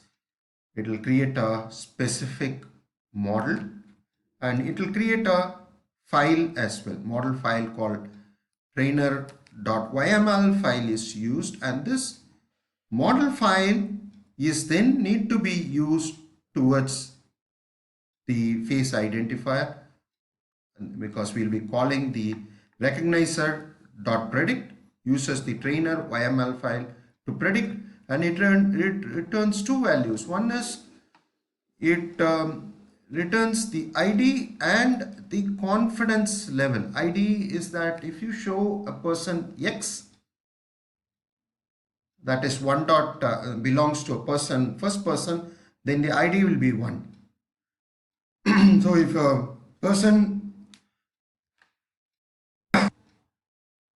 if a second person is used, then it return ID is 1, and based on the it tries to match with the model and provides you with the confidence level also. When there is a perfect match with a model, the confidence level is 0, but you rarely get something like a perfect match. There are going to be variations, but generally if it is less than 100, it's almost, you can say that confidently, yeah, this person identified is right. But if it is more than 100, something like 150, 180, more than that, or 100, even 20, 40, could be risky, could be right, could be wrong. So it's for the discretion of the user or for another program to whether to accept that or to reject. So that's about it. So what we are going to do is we are going to use 3 programs. The first one is the face create gray, which is for creating gray shades, and then comes face trainer.py, wherein we'll create the trainer model, and finally we'll be using the face identifier to predict whether it belongs to a specific person. So we'll run through the programs in the subsequent presentation, and then we will see the working demonstration. Thank you.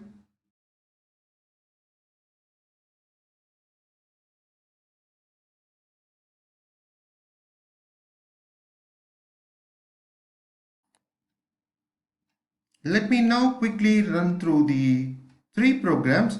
The first one is we need to create the gray shades of the faces. The second one, we need to build a model, and third one is to use the model and predict the face. So the first one is creation of the gray shades, gray shaded images, and we'll be using for identification, we'll be using the frontal face default.xml is being used. We'll be using 2 different directories. There'll be directory 1 will be images of a particular person 1, and the directory 2 will be related to a person 2, images of person 2, and this is kept under the training data folder, and these folders will be S1 and S2. So that is where we are stripping off. We identify whether that is S is present, then if S is present, we strip off the S portion and start creating the labels. And for the after gray shading, the labels, it gets identified with 1 dot for a first person it will be 1.x, and it will go on from a series from 1 to how many ever images there. If there are 14 different images, 1.2, 1.14, it will get created. And similarly for the second person, it will be have it as 2 dot something. So if you have more person, then you need to have folders like S1, S2, S3, S4 and so on. In our case, I have created for two different person. It is just S1 and S2 alone, where I have kept the JPG files of the persons. So just for the information, I have images of these two gentlemen and those who are from or watching game of cricket. These are superstars in cricket. One is Virat, the other one is Sachin. So it was far more easier to get face images of these two person from the web. So that is where I thought of using those two person faces. So post having the gray shaded images of the two specific persons, then these images should be made available in this folder, home PI dataset. You will have the images of them like user 1.x. This x can vary from how many ever pictures are there, and similarly user 2.x and x can vary how many ever images are there. So because the more the images, the better for building the model. So we'll be using this API, that face recognizer, face LBPH face recognizer underscore create. That's the API we are going to use, and that creates a trainer.yml file that gets created, and that is the model, and that model will be used towards predictions. So once we have created the model, we can use the model towards predictions. Again, both the codes are there in the resources section of this presentation, so you can use them towards your activities or towards getting more confidence or building your own exercises. So the third program is what is the identifier, whether it is person X or Y. And for that, if you look at it, the recognizer program reads the trainer.yml. It reads, and then if you look at it, if you look at it, it gets read into the recognizer. It's an API, and inside the API, read is a function, and then recognizer, that API predict is a function, and that returns two value. One is the ID and the confidence level. So ID, if ID is 1, because for our case we have supplied with the images of two person, one is Virat and the other one is Sachin. So if ID returned as 1, then it needs to display as Virat. If it is ID is 2, it will return Sachin. But as I said, the most important thing is the confidence level. The lesser the confidence level, the number which is getting predicted, better it would be. If it is the ultimate one will be 0, but it's highly unlikely the confidence level is going to be at the level of 0. That means the model and the unknown is matching perfectly. But generally it will be anywhere between the ranges of 50 to 100. But it goes over and over again, kind of element of risk is there. So 3 programs, and we are going to use the images of 2 different gentlemen in our demonstration. So we'll get into the demonstration in the next presentation. Thank you.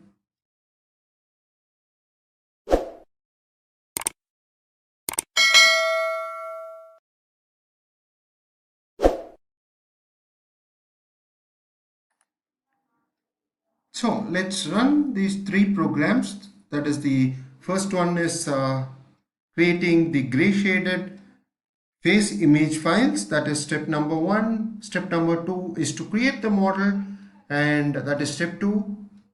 And step 3 is use the model to identify the person. So I have images of both the person.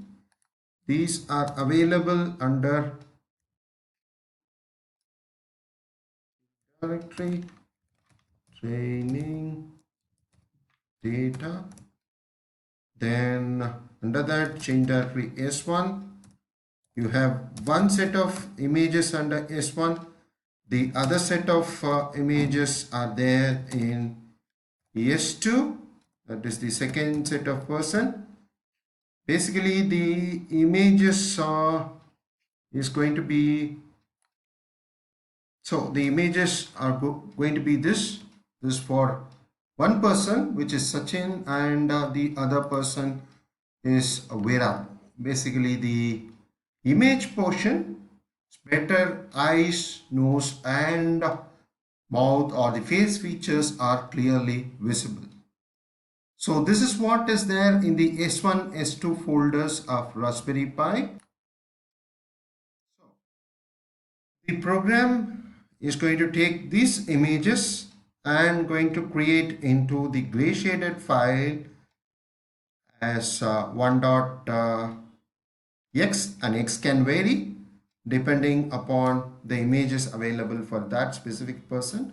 And if there is a different folder, if it is S2, it will be taken as 2.x. So let's run this program, Python 3 face, copy paste it. Let's execute, and that should create the respective gray shaded image files.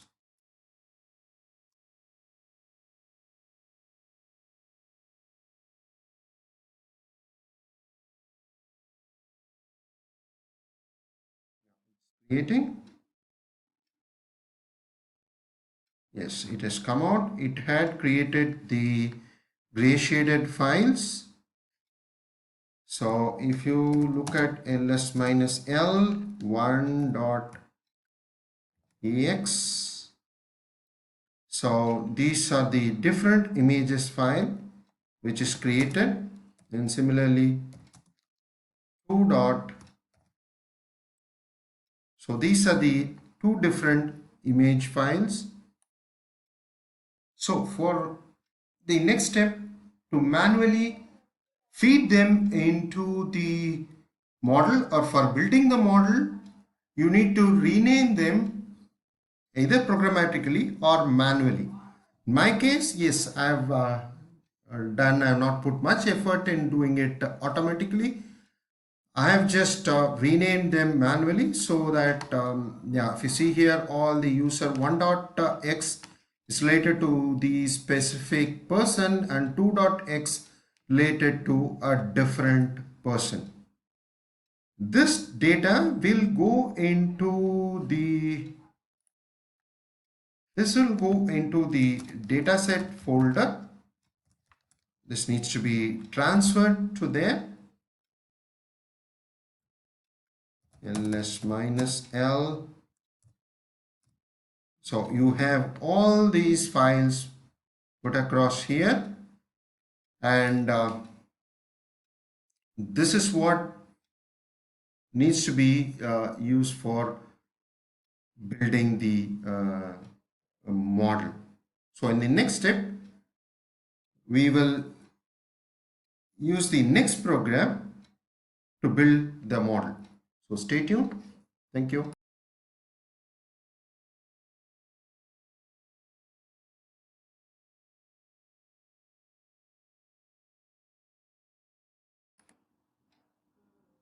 The next step would be to train the model, and to train the model we'll be using this program, face_trainer.py, and it will create a file trainer.yml inside the trainer folder.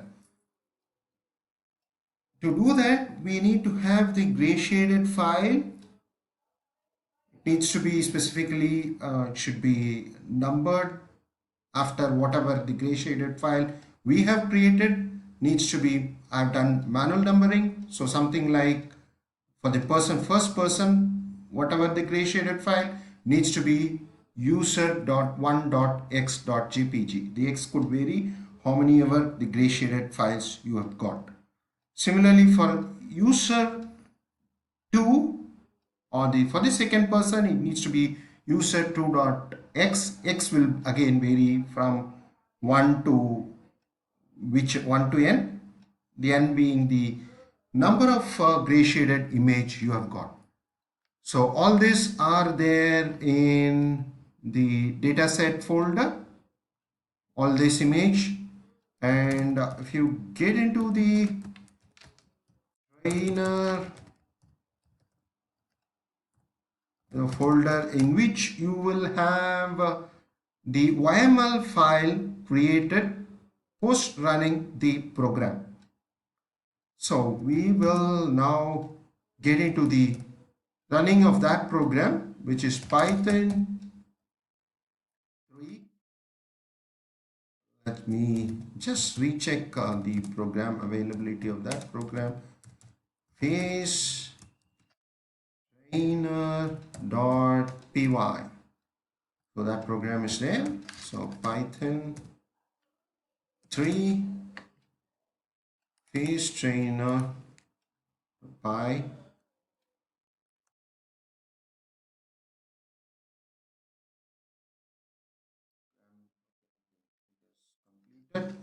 Let's check whether the YML file is created. Yeah, here you have the trainer YML file is created.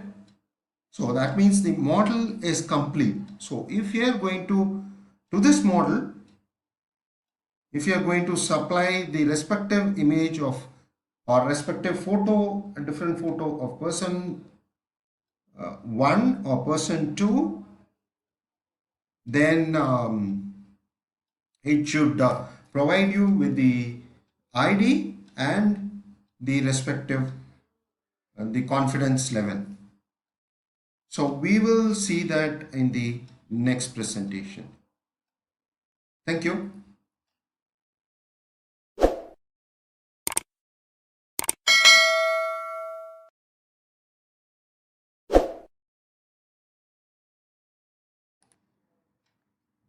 So the final steps is to identify the person. Before identifying the person, ensure that the trainer.yml file is created in the trainer folder that we saw earlier. Just to recheck, you need to have chain trainer. So the trainer YML file is essential for predicting the face. So now if you look at, we are going to use the face identifier, face identifier.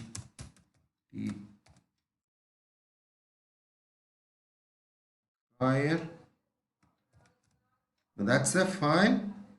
So let's quickly see the file. We are going to supply with the test1.jpg. That's an image file of a particular person which is already been for whom we have already built a model. So it's the 2-person image file, the test.jpg. So let's now run this program and see whether it is able to identify both the persons. So we will run it now. Python 3 face identifier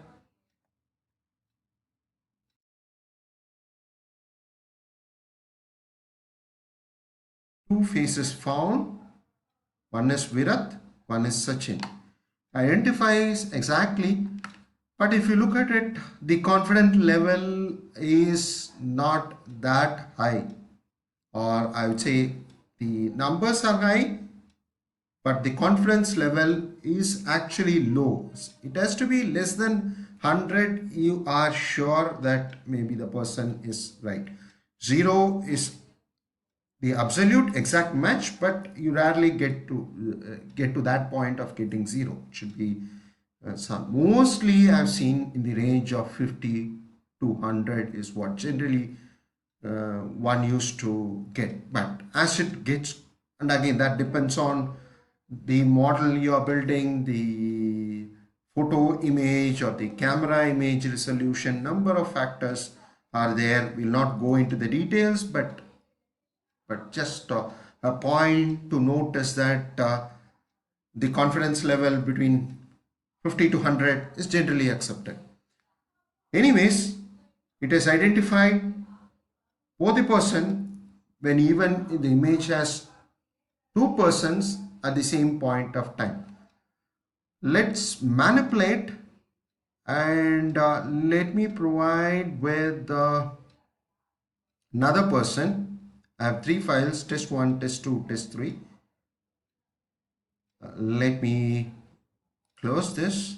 Once you close, comes out nano specific file, and it's going to be test 2 is what I'm going to change it to. Delete, Control X to exit, Y to save, and face identifier.py is one face, and look at the confidence level. It's 68. If you look at the face, particularly eyes, it's clearly visible. All the face features are visible. 68 is an generally accepted limit. So we know that for sure this person is by name Sachin. Let me close and provide with another image. That I need to change again. Test 3 and delete. So test 3 is there. Control X, Y to save, comes out. Let's now rerun the program. We have changed the image. Let's see. Found one face that is of supposed to be of Virat. Exact, it is Virat, but the confidence level, if you look at it, it's on the higher side, but still, yes, it has identified correctly as Virat. So I think now you have an understanding of how the program works. We had done a lot of manual works. I made it manual because to make the understanding better. And post this, I mean, you can try including, having a camera, but once you have a cam, yes, the programming needs to be slightly modified to suit the need. But my focus was more on trying to explain the programming logic behind the face identification, and over the years the face identification is going to be, there are a lot of application uses towards face identification, like identifying a person, whether if a person is a thief, probably you can use this algorithm, or for attendance also, for employee attendance, instead of a swipe card, one can use the face as towards building up of the attendance system. So the application, face identification application is enormous, there are,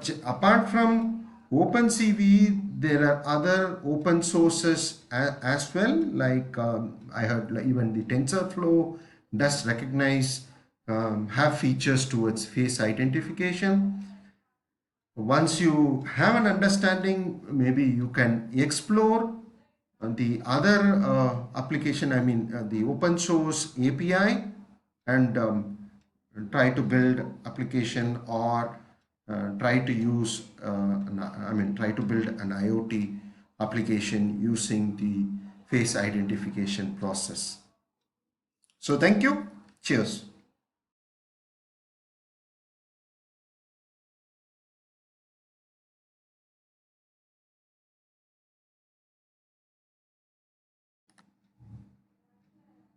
As we come to the end of this course, I wish to thank you for choosing this course. At the same time, I just wanted to convey few message so that you can continue your learning on IoT and machine learning. Focus on further learnings on other types of machine learning algorithm. So you could do that. But most of the machine learning algorithm courses uses sample data set, but getting the actual relevant data set itself can be a challenging. So you can learn on the ETL process, that is the extract, transform and the loading process. You can focus on the new NoSQL database. There is a difference between the relational database, the RDBMS, and the NoSQL database. So you can focus on NoSQL database as well, which is catching up very fast, and there's not enough consultant available for NoSQL database. As a matter of fact, the data set can come from sensors as well. So when we talk about sensors, it is going to be linked to the IoT as well. So focus on much more on the Internet of Things, like interfacing the other sensors, the camera as well, and the IoT, different IoT platform.